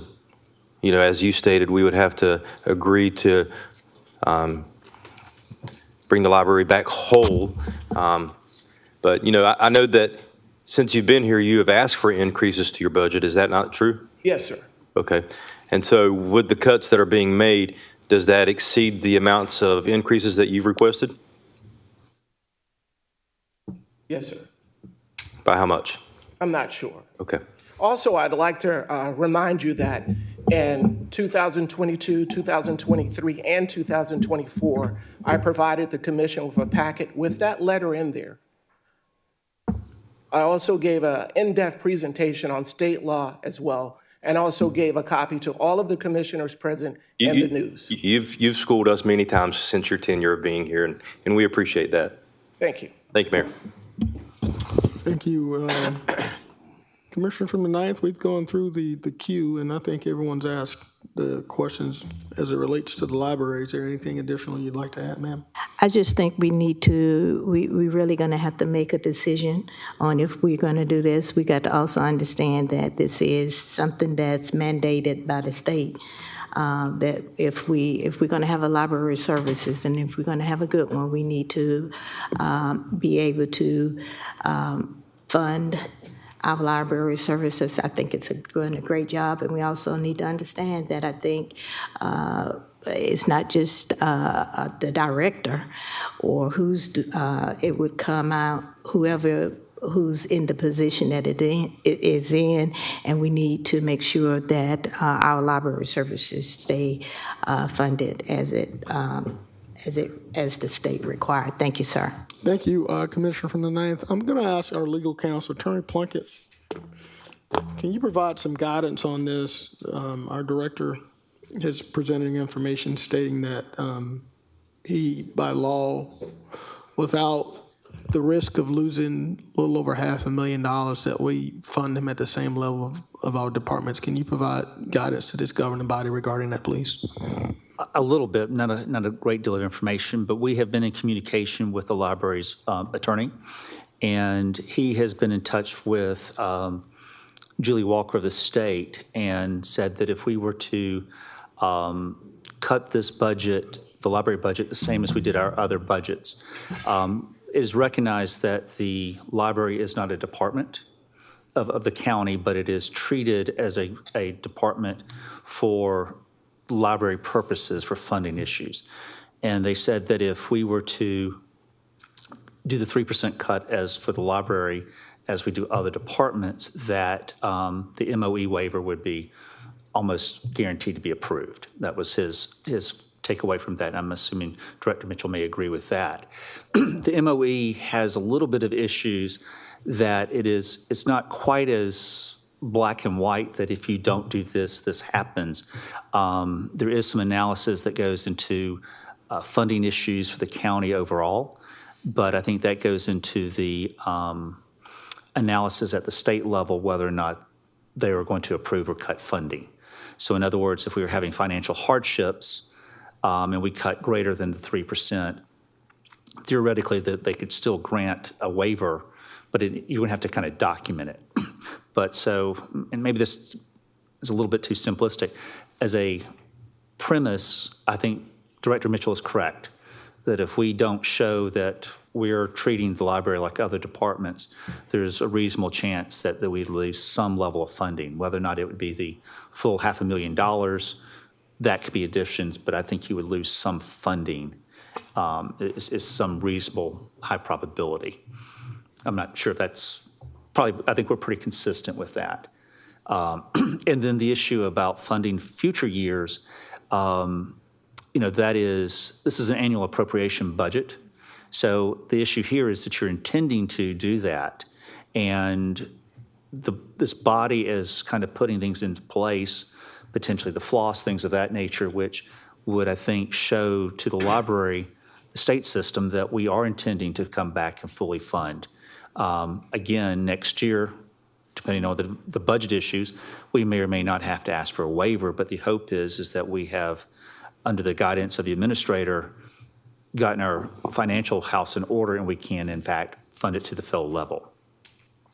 Thank you, Attorney Plunkett. Madam Administrator, I'm going to ask you, what is the price difference between the 3% and the 10%? The recommended 3% for the library, I think it represents about $300,000 for $288 for the governing body and for the general public. Can you clarify the difference between the 10% and the 3%? Yes, yes, sir. The 10% is $288,698, and the 3% would be $86,610, for roughly a difference of $202,080. Okay. Thank you, Madam Administrator. We're going to go through the queue. Commissioner Johnson, I'm sorry. What about the additional 2%? Oh, the additional 2%. So really, it's 5%. So if we were to go 5%, 288, but that's roughly $144,350, $340 something. Is that correct? My math right? If we did the you're saying if we did the 5% total as opposed to the 3%? Yes, ma'am. So it would be roughly half of that. You're Right, around roughly half of that. 144,000. 144,000, okay. 347. All right. Thank you, Madam Administrator. Commissioner from the first, Commissioner Jordan Johnson. Thank you, Mr. Mayor. Before I get the Canal Authority to come up, can I ask, Administrator Allen, can I ask Maddie Sue a follow-up question regarding the NGOs that I asked about earlier? Sir. Yes, Thank sir. you. Thank you.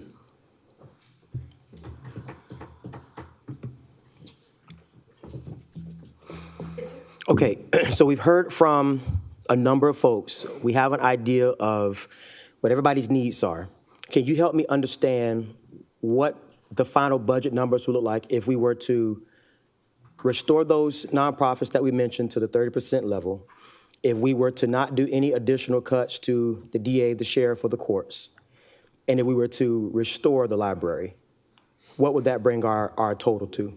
Just to clarify, to restore the library to 100% Yes, funding? yes, Okay. with the 0.85 increase. What would that bring our totals to? Just for the courts, do you mean to not do the further 2% or to not do the 3% they've already To offered? not do the further 2%. That total amount that we would be adding back to the budget is about 1.2 million. It's $1,214,300. And then if you did the 0.85 scenario you have here, that would leave about 539,000 surplus at the end. And then how would the surplus be, how would that surplus be addressed? Does that surplus just go back to the general fund? Do we move it to contingency? How does that surplus get addressed? My understanding is that it would go to contingency for the year, because we have many unexpected expenses during the year, as you know. And would that proposal, would that restore the Canal Authority back to its discretionary, back to its 30% cut, or would that? Yes, that would restore all three of the authorities back to the 10% cut. Back to the 10% cut. Okay. Yeah, I see I have a colleague in the queue here, but I think that at this ninth hour, it seems as though that proposal could get everybody where they're trying to go, at least for the next budget year. And I would hope that that we would take this budget cycle as an opportunity to really understand how much work needs to be done on the front end next year to get us prepared to not be in these positions, in the future. So I'm going to make that motion to take the recommendation for the 0.85 mil increase to restore the NGOs that were listed to the 30% level, to restore the library to 100%, and to not have additional cuts to the DA, sheriff, or the courts. Commissioner from the first, thank you so much. Madam Clerk, there's been a motion by the Commissioner from the first. Is there a second? There's a second by Commissioner Francine Scott. Before we get down to voting, there's another colleague in the queue. Chair recognizes Commissioner from the fifth, Commissioner Don Clark. Yeah, my question was unrelated to the motion, so I'll wait for the motion, Mr. Mayor. All right, Madam Clerk, we have a motion in the second. Mr. Mayor, I request a roll call vote. Yes, sir. The Commissioner from the first has requested a roll call vote on a 0.85 mil increase, restoring NGO funding at 30%, restore the library at 100%. And what was it, the final? No additional cuts to the sheriff, DA, or the courts, and the PA, and the PD. Sheriff, DA, or courts. Yes, sir. And that leaves us with a $539,000 surplus. Yep. Let's see if I can do it this way. Should we take Commissioner Clark's question before we vote, and just in case it changes anything? It's unrelated? Okay. Yeah, it's unrelated. Okay.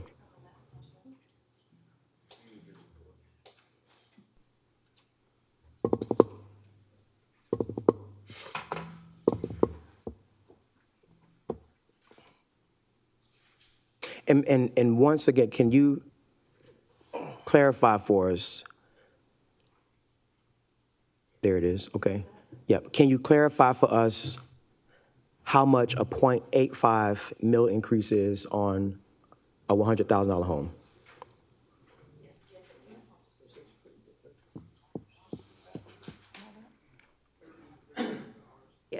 Yes, on a $100,000 home, it would be just under $30,000, and on a $200,000 home, it'd be $64. Thank you. $30. Excuse me, $30. forgive me.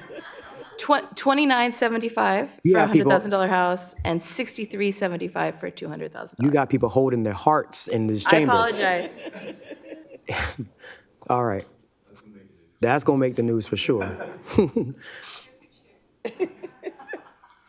All right, there's been a motion and proper second. Commissioner Clark has yielded. Commissioner Wembley, I see you in the queue before we vote, sir. Is there anything? You're not? All right. Madam Clerk, I think we're prepared to vote. It's been a request for a roll call vote. So let's go. Yes, sir. Mr. Clark, No, ma'am. Mr. Garrett,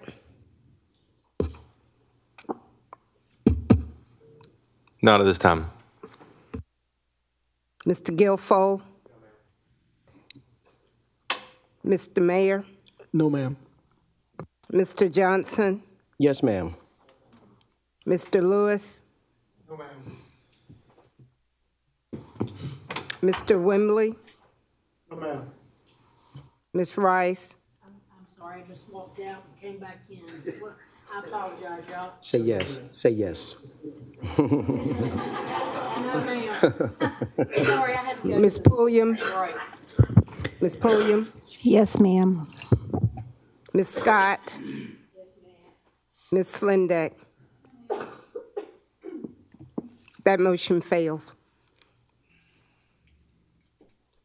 Do you need to publish the vote, Madam Clerk? We can.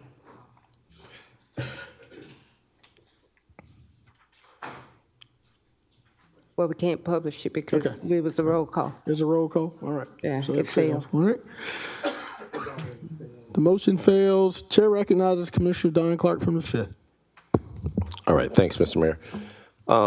I got a question, and Ms. Allen, you may be able to lead this, but I know as we've been going through this, at one point in time, Director Mitchell had made mention that his staff, he and his staff are employees of Richmond County. You remember that conversation?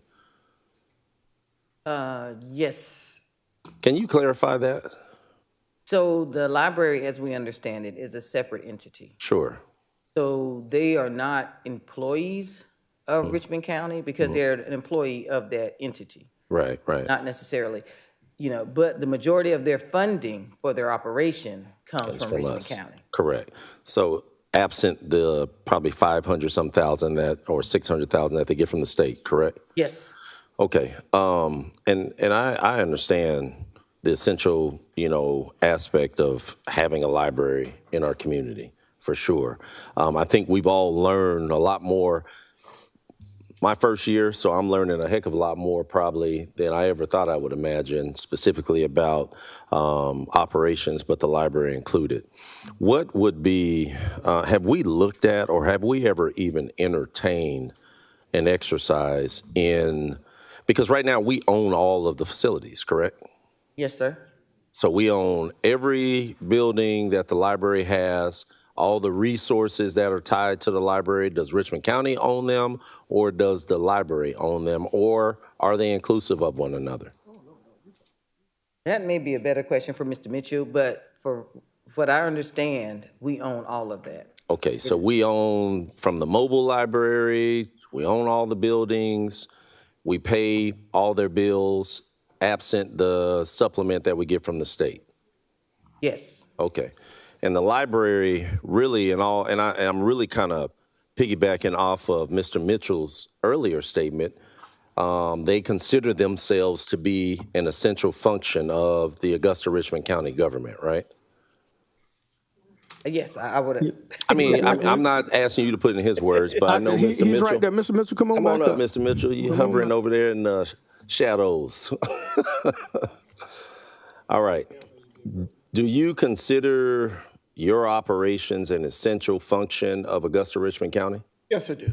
Yeah, I figured that was going to be your response. And I know you had made mention, pretty adamantly that you all are Richmond County employees, correct? Yes. Okay. All right. I'd like to answer your other questions as well. The bookmobile does not belong to Augusta Richmond County. That was actually a federal grant from the Institute of Museums and Libraries. So the library owns it 100%. So the Also, library separate from Augusta or Augusta Library? Augusta Okay. Library, All right. meaning that it was not, what I mean by 100%, it was not Augusta funds used to purchase the bookmobile. It was not Augusta funds used to purchase the books. It was not Augusta, well, some within that last grant we received for $500,000, we did use Augusta funds to purchase 75 computers, the tech hub, and things like that. But we have an itemized breakdown list of what was purchased with Augusta funds and what was purchased with state funds. Okay. But I think whenever we purchase for Augusta Richmond County, separate from the library, because they're not a part of Augusta Richmond County functions, right? As it stands right now, they're independent. But when we purchase things with grants and otherwise for Augusta, they are a part of what Augusta owns, correct? Whether they're purchased with general fund dollars or any of the other budget lines, we own it once we purchase it. If it is an Augusta department. Right, right. Yes, sir. Okay. All right. Have we gone through the exercise of determining the feasibility of including the library as a function of Augusta Richmond County? We have not. Okay. Mr. Mitchell, since you've been here, because, I don't think you just idly just made mention to that about you all being Augusta Richmond County employees. Since your time, because Ms. Allen may not know, but since your time as director, have we ever entertained that option of including the library itself as an essential function underneath Augusta Richmond County? No, we have not. I've mentioned it several times, but there's always been a debate about our health insurance and our retirement system. Okay. And your health insurance and retirement system go through who? TRS. TRS? Help me with that. System of Georgia. The But what? it's not Teachers Retirement System of Georgia, and the health insurance is State Health Benefits of Georgia. But that is not,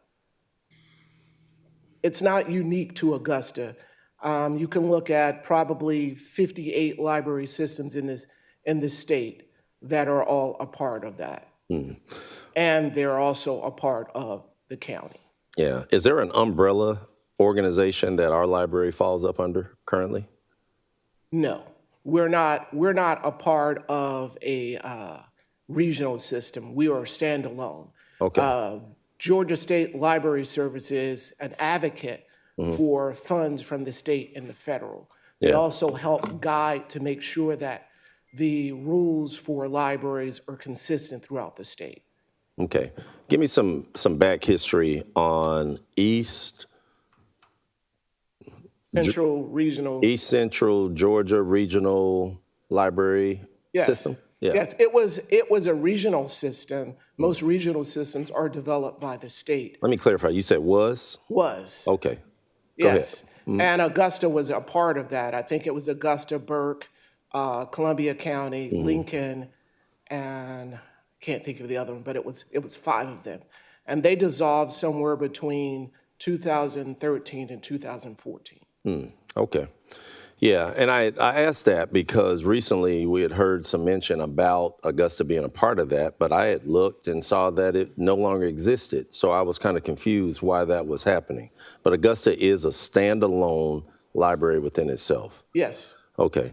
So, but I think your point that you've made over the time, Mr. Mitchell, Director Mitchell, has really proven that we need to take a harder look at determining the library as a part of Augusta Richmond County government. I mean, we own it.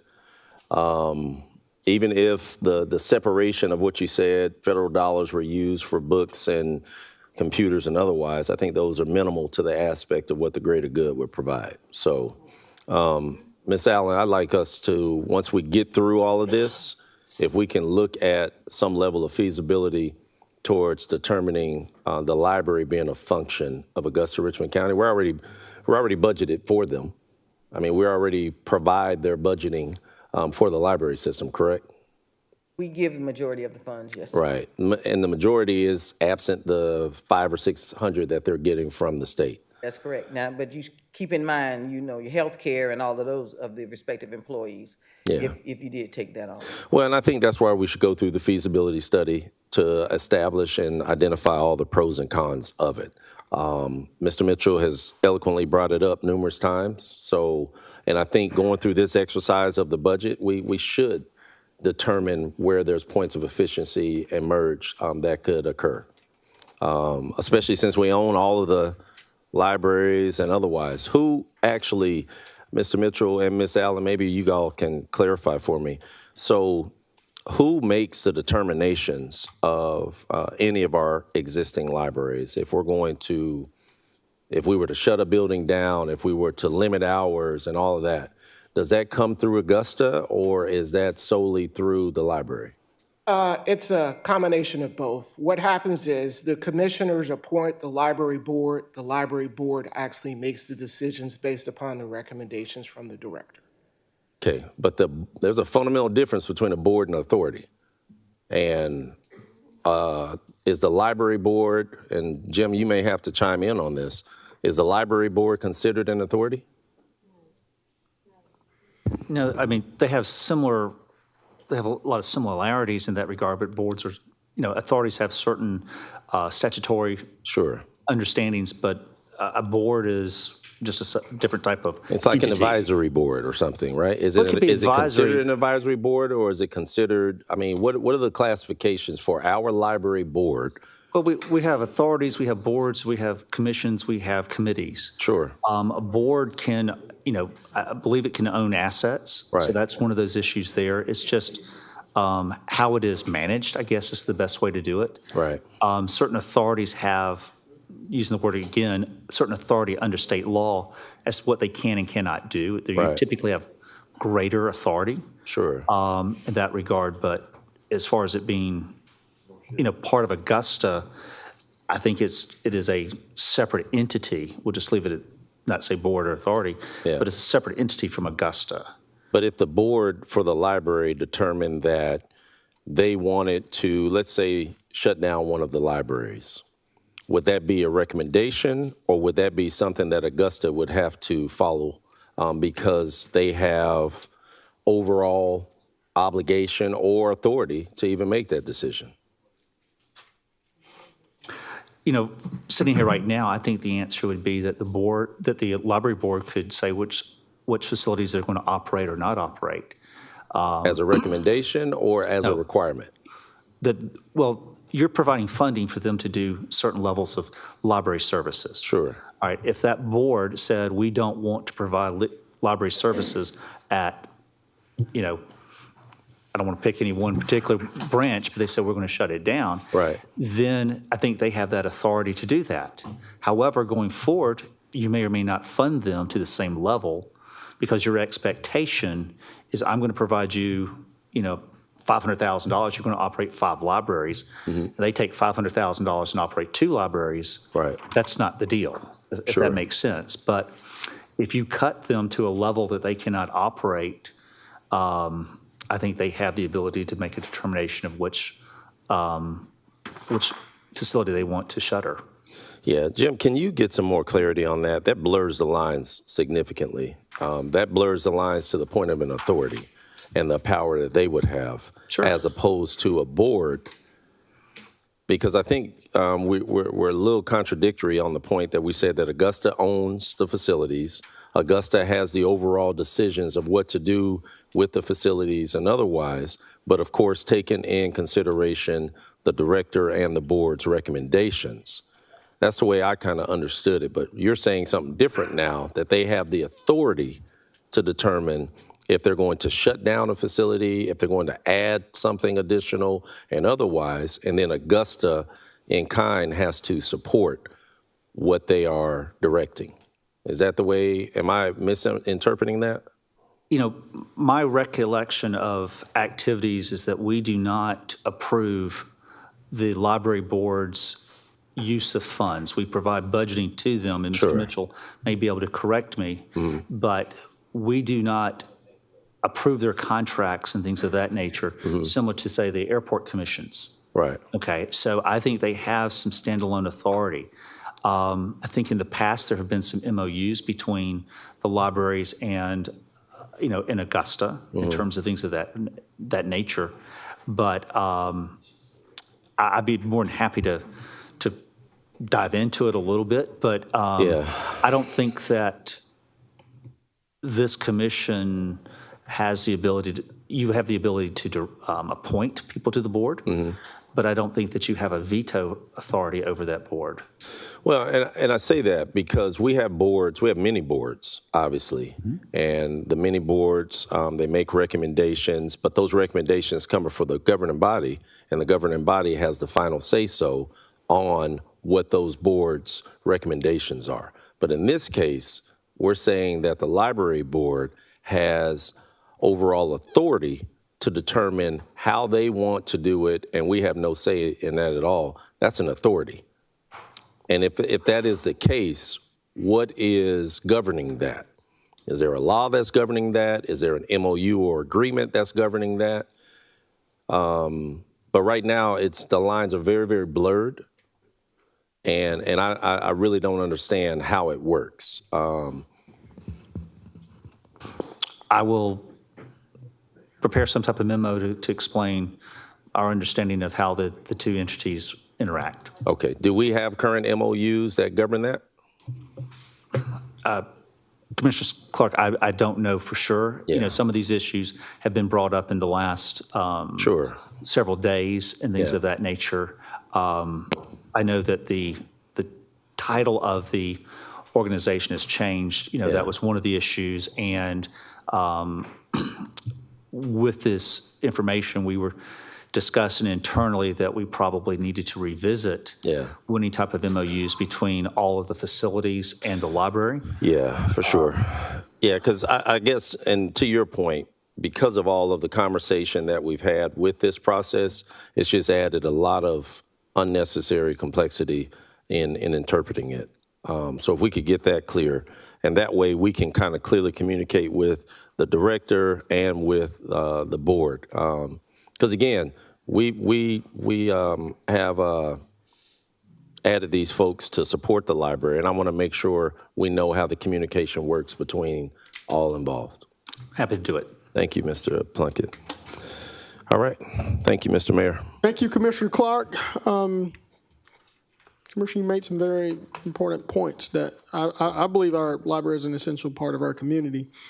And I see them as a partner in Augusta, Richmond County, and I would hope that we could at least ask that perhaps that we meet the guidelines that's been set up by the state, that we retain their funding, and that I would like for one of my colleagues to entertain a motion to see if we can at least have them to adhere to the cuts as prescribed by other departments instead of the 10% cut, whether it be the 3% or the 5%. To make sure that they're able to retain that funding. Is there a motion by either of my colleagues for that?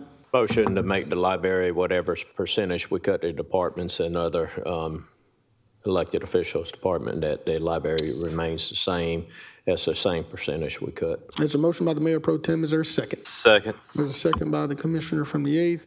Seeing no colleagues in the queue, Madam Clerk, we're voting. Mr. Mayor, point of clarification, please. All right. The motion we're making, is it just solely for the library, or is it to accept the recommendations that the administrator and team has? Just for the library. So that's it. That's Just all for the we're voting library. on. Yes, sir. Just for the library. Commissioner from the 1st. Mr. Mayor, what is that number? I mean, we didn't say a number. We just kind of said. At 3%, it would. How much percent are we cutting? Whatever percentage that this governing body approves for cutting. No, the question is, what percentage are we making a motion to cut the library at this moment?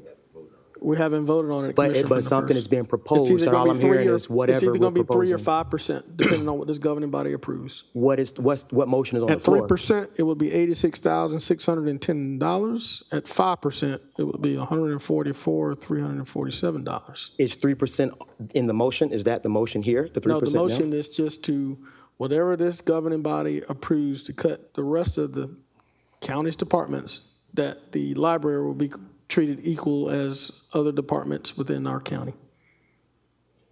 Can you give me what 3% is again? 3% is $86,610. And then what is 5%? 5% is $144,347. I think that we need to make a decision instead of saying just one or the other, but I'll put it at 5%. Commissioner from the 8th has requested that the motion be taken at 5%. The creator of the motion, the Mayor Pro Tem, would have to actually. Mayor Pro Tem, the commissioner from the 8th is requesting to adjust the motion from.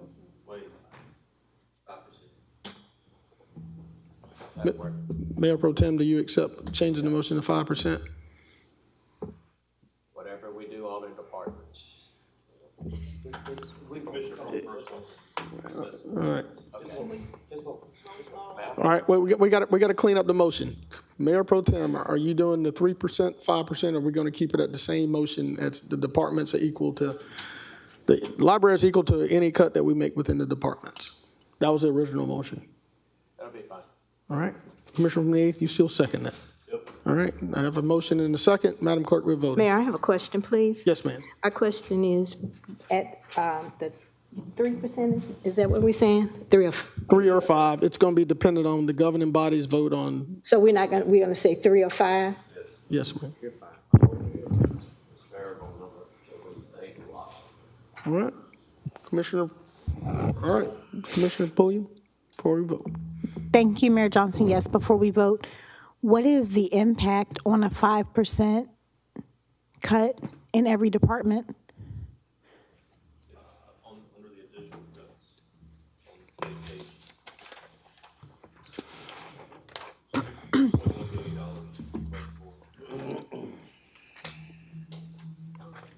Okay. I see that it's listed out, but what is the impact on each department with a 5% cut? What does that do to their budgets? What does that cut? Like, I understand the number. I see the number. I get that. What is the impact on those departments and how they operate? It would depend on the budget and either the director or the elected official. Okay. So unless we know the impact, how can we agree on a 5% cut? We're not agreeing on any cuts right now. We're agreeing that whatever the department cuts are, the library will be treated equal to those departments. So we haven't agreed. Okay. We're not agreeing to any cuts right now. So really the motion is that the library be It's going to be treated treated like a department. like a department. Yes, ma'am. So we're not saying 3 to No, 5. We're no, not ma'am, putting we're that not. in this motion. No, ma'am, we're not. Okay. All right. All right. Thank you. Commissioner So from. can the motion, I apologize, Mayor Johnson, can it be restated? Yes. Like the actual motion? Okay, so it doesn't specifically say it's a 5% or 3 to 5, okay. Yes, Thank you, ma'am. sir. I'll make sure it's restated. Commissioner Catherine Smith Rice. Yes, just since we're trying to get this, can we do a roll call vote on this one, please?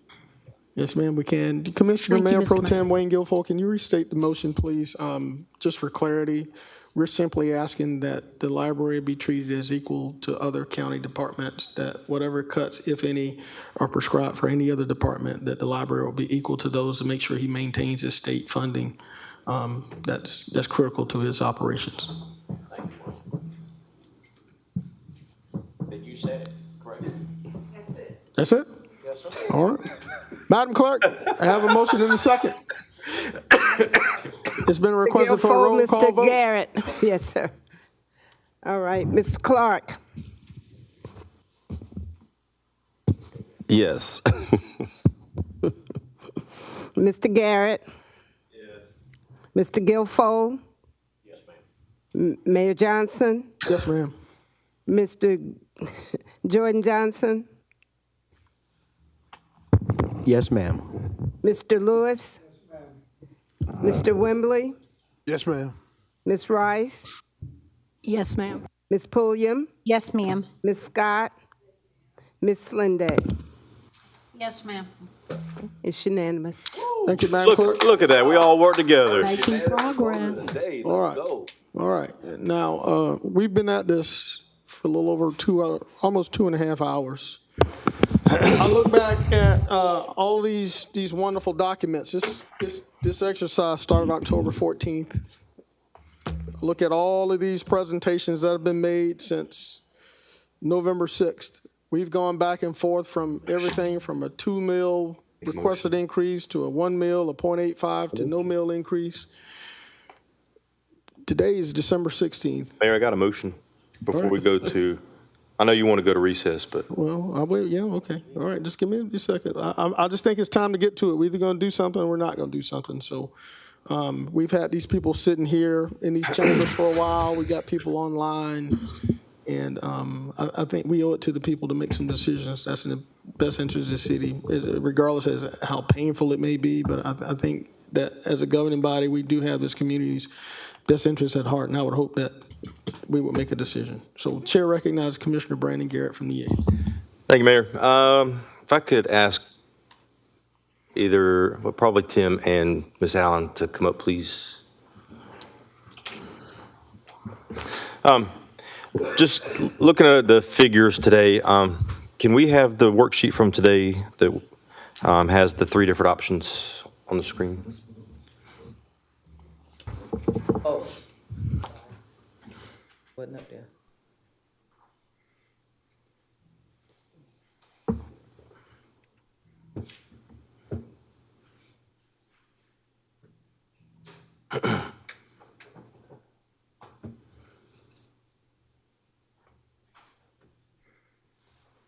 All right, thank you. So we heard from the sheriff earlier about how difficult it would be to take an additional 2% cut to his budget. I did talk to him about potentially doing a 1%, and he was hesitant there too, but it would really help if we could make that work. So if we take the additional cuts for and I'm just working off of the column on the right, instead of it being 1.783 million for the sheriff for the additional cuts, if we do 1%, I think my math is right at 891,900. Is that correct? Yes, sir. Look at that. So I asked a question a long time ago about furloughs. In order to fully budget this, what would it look like to do 5 days of furlough across the board, including the enterprise fund employees, which I know doesn't affect this, but just to make it fair across the board, to go into effect in the 4th quarter for next year? What would that number be? Roughly about 875,000. Okay. Who has that worksheet, the live worksheet? Was that Maddie that had that earlier?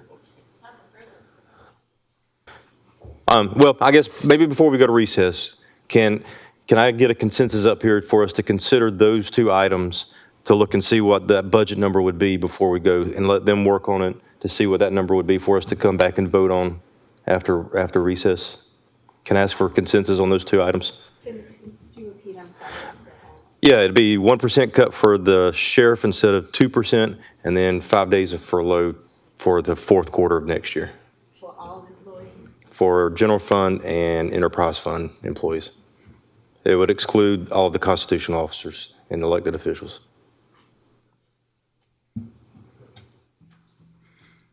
I think it's important that we see the math on the screen, see the numbers.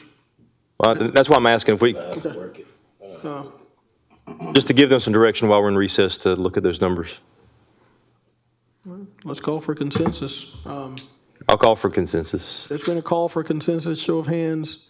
This will allow the administrator's office, along with interim director of finance director Tim Schreier, to take a look at the proposal by the commissioner from the 8th. Show of hands.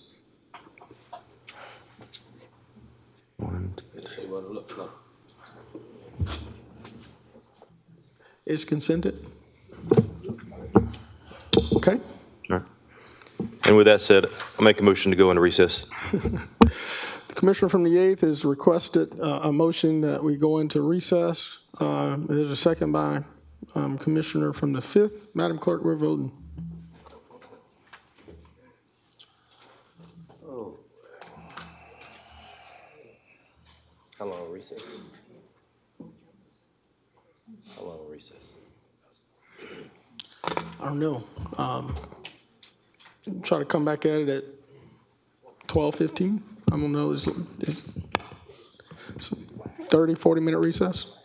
12:15 to 12:30. Madam Clerk, I'm asking for guidance on this. So we're going to recess to 12:30. 12:30. All right. Madam Clerk, can you publish the vote, please?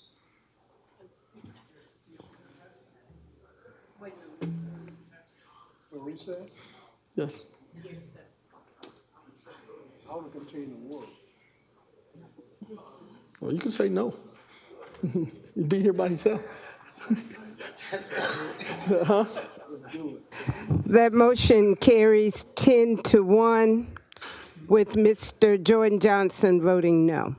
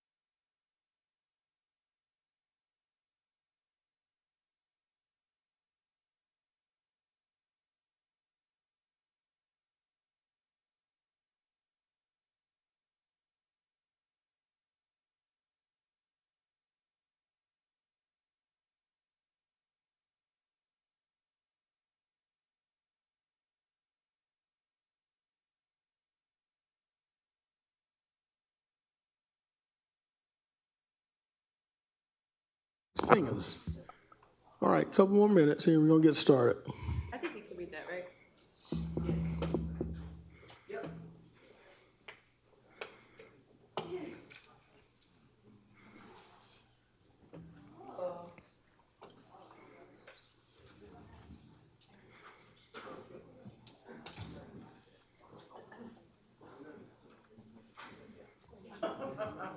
I have mine up here.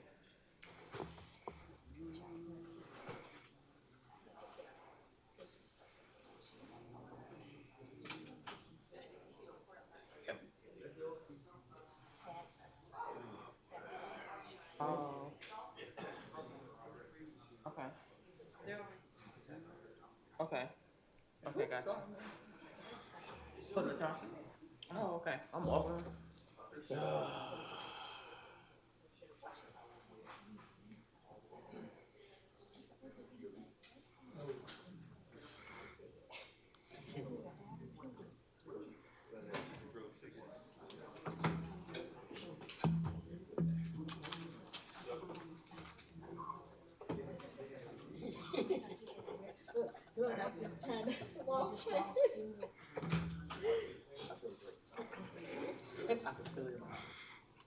All right.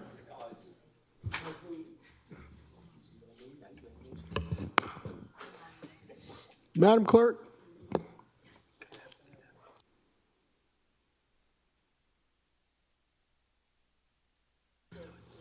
All right. Madam Clerk, the time is now 12:33. Call this recess meeting back to order. Madam Administrator, the floor is yours. Yes, sir. So before we went on recess, we were asked to look at the changes to the library reduction to the actual 5% that we currently have for the respective department agencies, as well as cutting the sheriff's office to 1%. Those changes have been made, and you will see there's a $47,000 deficit which can be taken care of through contingency. This is currently under the no meal increase column.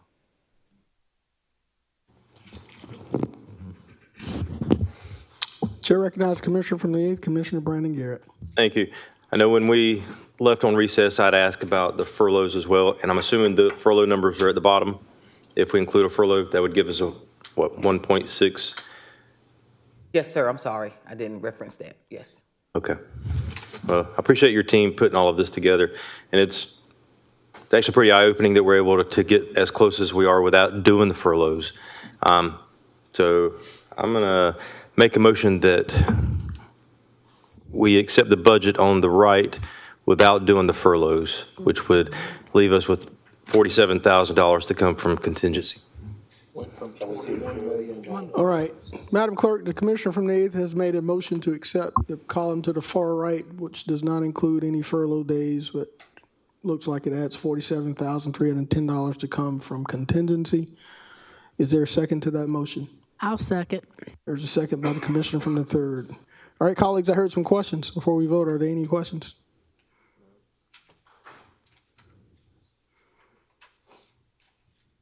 Madam Clerk, I think we're ready to.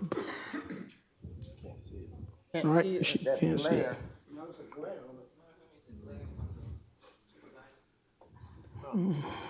Tasha could fix it. Tasha fix it. Yep. She's the girl.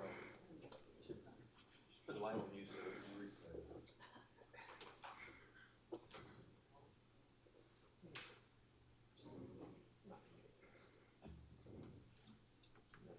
Play with it, huh?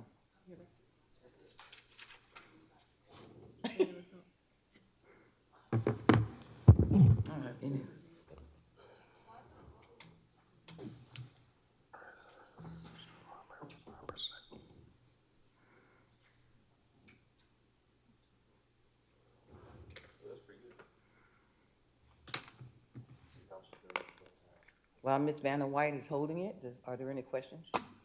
All right, Chair recognizes Commissioner from the 1st, Commissioner Jordan Johnson. Thank you. How does this impact the public defender's contract? Does this have any impact on the public defender's contract? That still is inside of this actual recommendation well, this proposal, yes, sir. So it would essentially be cut? Yes, by the $150,000. Well, I just want to let known for the record that if that happens, that essentially leaves the state court unfunded. I mean, that is a clear implication. That would be a clear implication. It would have a negative impact on their ability to do justice.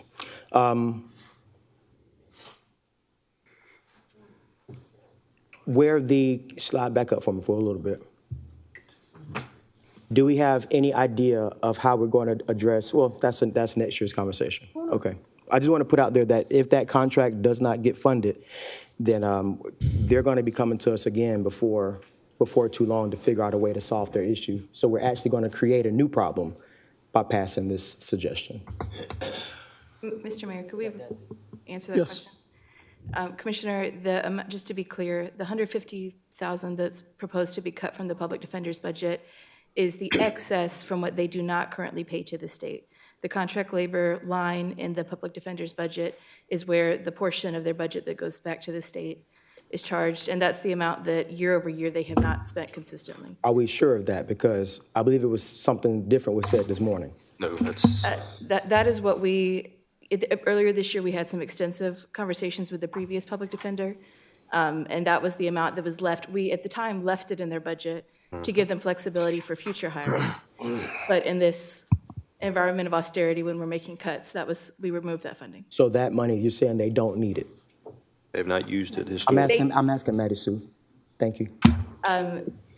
They can speak to their needs, but in terms of what they have been spending and what is currently obligated for spending, no, they don't need it. Okay, that's what I want to hear. Thank you. Thank you, Commissioner Johnson. Commissioner Don Clark from the 5th. So outside of what was requested prior to recess, there were no other changes made to this, Ms. Allen, Maddie? No, sir. Okay. And so right now we would carry a deficit of 47,000? No, we would get the contingency, utilize contingency to make that zero because it has to be balanced. Right. All right. Point of clarity, Mr. Mayor, what are we voting on? What was the commissioner from the 8th? The commissioner is voting for the column on the right. Does not include a meal increase, does not include any furlough days. And for clarity, Madam Administrator, how do we come up with funding to prevent the furlough days? The 5 furlough days that... So there was a reduction, I think, that was requested in the sheriff's office as opposed to the 2%. It was going to be reduced to 1% reduction, 1%. As well as the other item. Library. Was the library, yes, sir. Right, so the library is restored, instead of a 10% cut, they're actually 5%. aligned for 5% with the rest of the departments. Which is equal to the other departments. They're being treated the same. Okay. All right, we're going to get to it. Commissioner Clark, you still have the floor, sir. All right. So, Madam Administrator, I think this question was asked earlier, and this may be a question for you and Tim. So, originally we were carrying a surplus going into balancing this. Yes. Are there any risks associated with us not carrying a surplus and only balancing the budget to the actual number of what we're deficit? There is or nothing deficient? that prohibits it. It is always a risk anytime we don't have a surplus. Sure. We would love to have had a surplus, but it's nothing that prohibits it. And I'll let Tim. That's correct. Yeah. And that was my concern, even going through this full exercise, was getting to a number where we don't have any surplus to carry over for a lot of the unknown expenses that Tim reminds us about on a consistent basis. Are there any other potential cost savings that are not listed in this that could directly support or go towards supporting? No, sir. The only other thing, and this is something that, that we get that's contracted out, is our ambulance services, things like that, that we pay, roughly about $2.8 million on. If that is an option, I mean, if we're putting everything out there, that is one option. However, again, that's something that the governing body will have to determine. Well, and I guess this is more so for, for the accounting standpoint of it. I know at the end of every year, There's a compilation that's executed to determine what was used, as far as what was proposed and what the actuals were. And each year, don't we usually generate or establish some level of savings through that activity of closing out the year? Yes, sir. As we close out the year, we usually end up with a slight surplus. So what can you, and I know it's probably differing year to year, but what are we on track? Because, I mean, we're pretty close to the end of the year. So what are we on track to capturing from a surplus standpoint from that?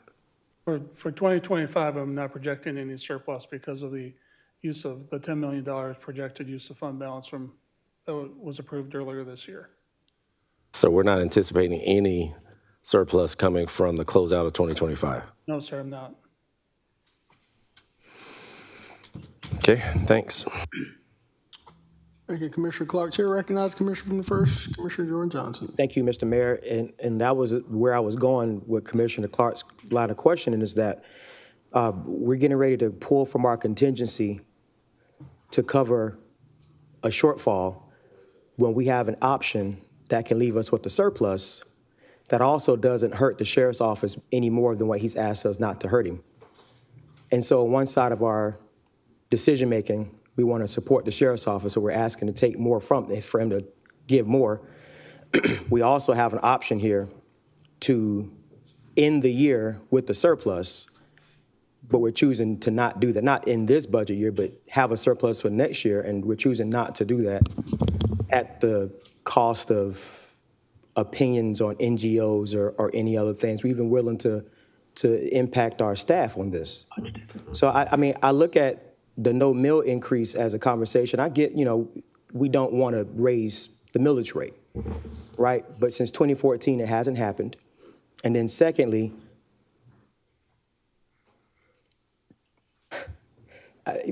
it's kicking the can down the road again. Next year, we're going to be faced with the same dilemma to plug a hole, and we don't have the revenue to plug the hole. So after all the work that our administration has done, we're basically saying, let's just hold this portion of the conversation until next year, because it's going to be the same talk next year. And all I want to put for the record is that I have a hard time just, again, deciding to kick this can down the road. So be it as it may. Thank you, Commissioner Johnson. Chair recognizes Commissioner from the 8th, Commissioner Brandon Garrett. Thank you, Mayor. Madam Administrator, is it not true that by policy, we already budget for $1 million to go to contingency? Yes, sir. Thank you. Let's call for the question. To fund balance, yes, sir, I'm sorry. So we have at least $1 million going to fund balance. Yes. All right. Madam Clerk, there's been a call for the question. There has been a motion and a proper second. We're prepared to vote. What is the contingency transfer? Madam Administrator, there has been a question. What is a contingency transfer?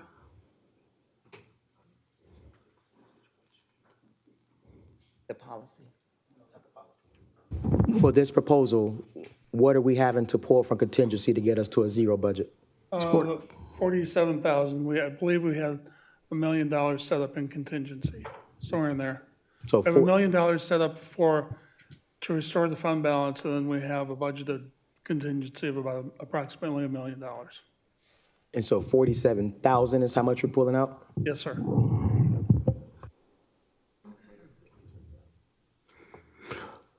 All right. Commissioner from the 9th is requesting a roll call vote, Madam Clerk. We are prepared to vote, seeing no colleagues in the queue. Let's vote. Mr. Clark? Yes. Mr. Garrett? Yes. Mr. Guilfoyle? Yes. Mayor Johnson? Yes, ma'am. Mr. Jordan Johnson? No, Mr. Lewis? No, ma'am. Mr. Wembley? No, ma'am. Ms. Rice? Yes, ma'am. Ms. Pulliam? No, ma'am. Ms. Scott? Ms. Lindet?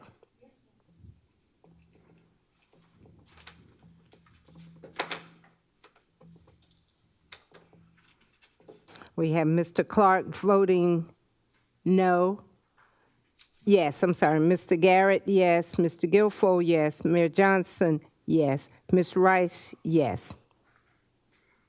And Ms. Slindeck voting yes.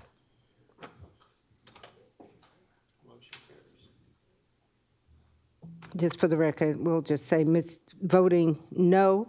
Mr. Jordan Johnson, Mr. Tony Lewis, Ms.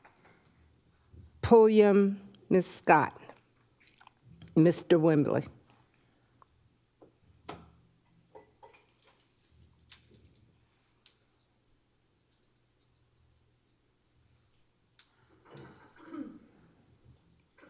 Madam Clerk? Does it pass? Yes. All right, ladies and gentlemen, we have a fiscal year 2026 budget. Getting here certainly has not been easy. This has been a recess meeting since November 18th. Been a lot of dialogue about how we get where we are, how do we not only protect public safety, but how do we protect the interests of the community. That vote was had today and it was passed. So thank you for being here.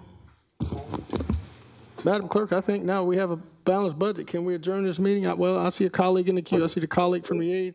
Commissioner Garrett, I see you in the queue before we adjourn this meeting, sir. I have a question for the attorney, please. Yes, sir. In regards to calling the scheduled commission meeting from December 2nd into order, do we have to wait till 2 o'clock or can we go ahead and pick that up now? It was noticed for 2 o'clock. So For today or? It was noticed for to resume today at 2. Okay. All right. Thank you for that clarification. All right. So, ladies and gentlemen, you have heard that we do have a regularly scheduled commission meeting that was scheduled for December 2nd that we were not able to conduct because we did not have an approved budget. So we have to now adjourn this meeting and we're going to reconvene at 2 o'clock to conduct the regularly scheduled December 2nd commission meeting. Thank you so much for your presence here today, and we'll hope to see you very soon. Thank you so much.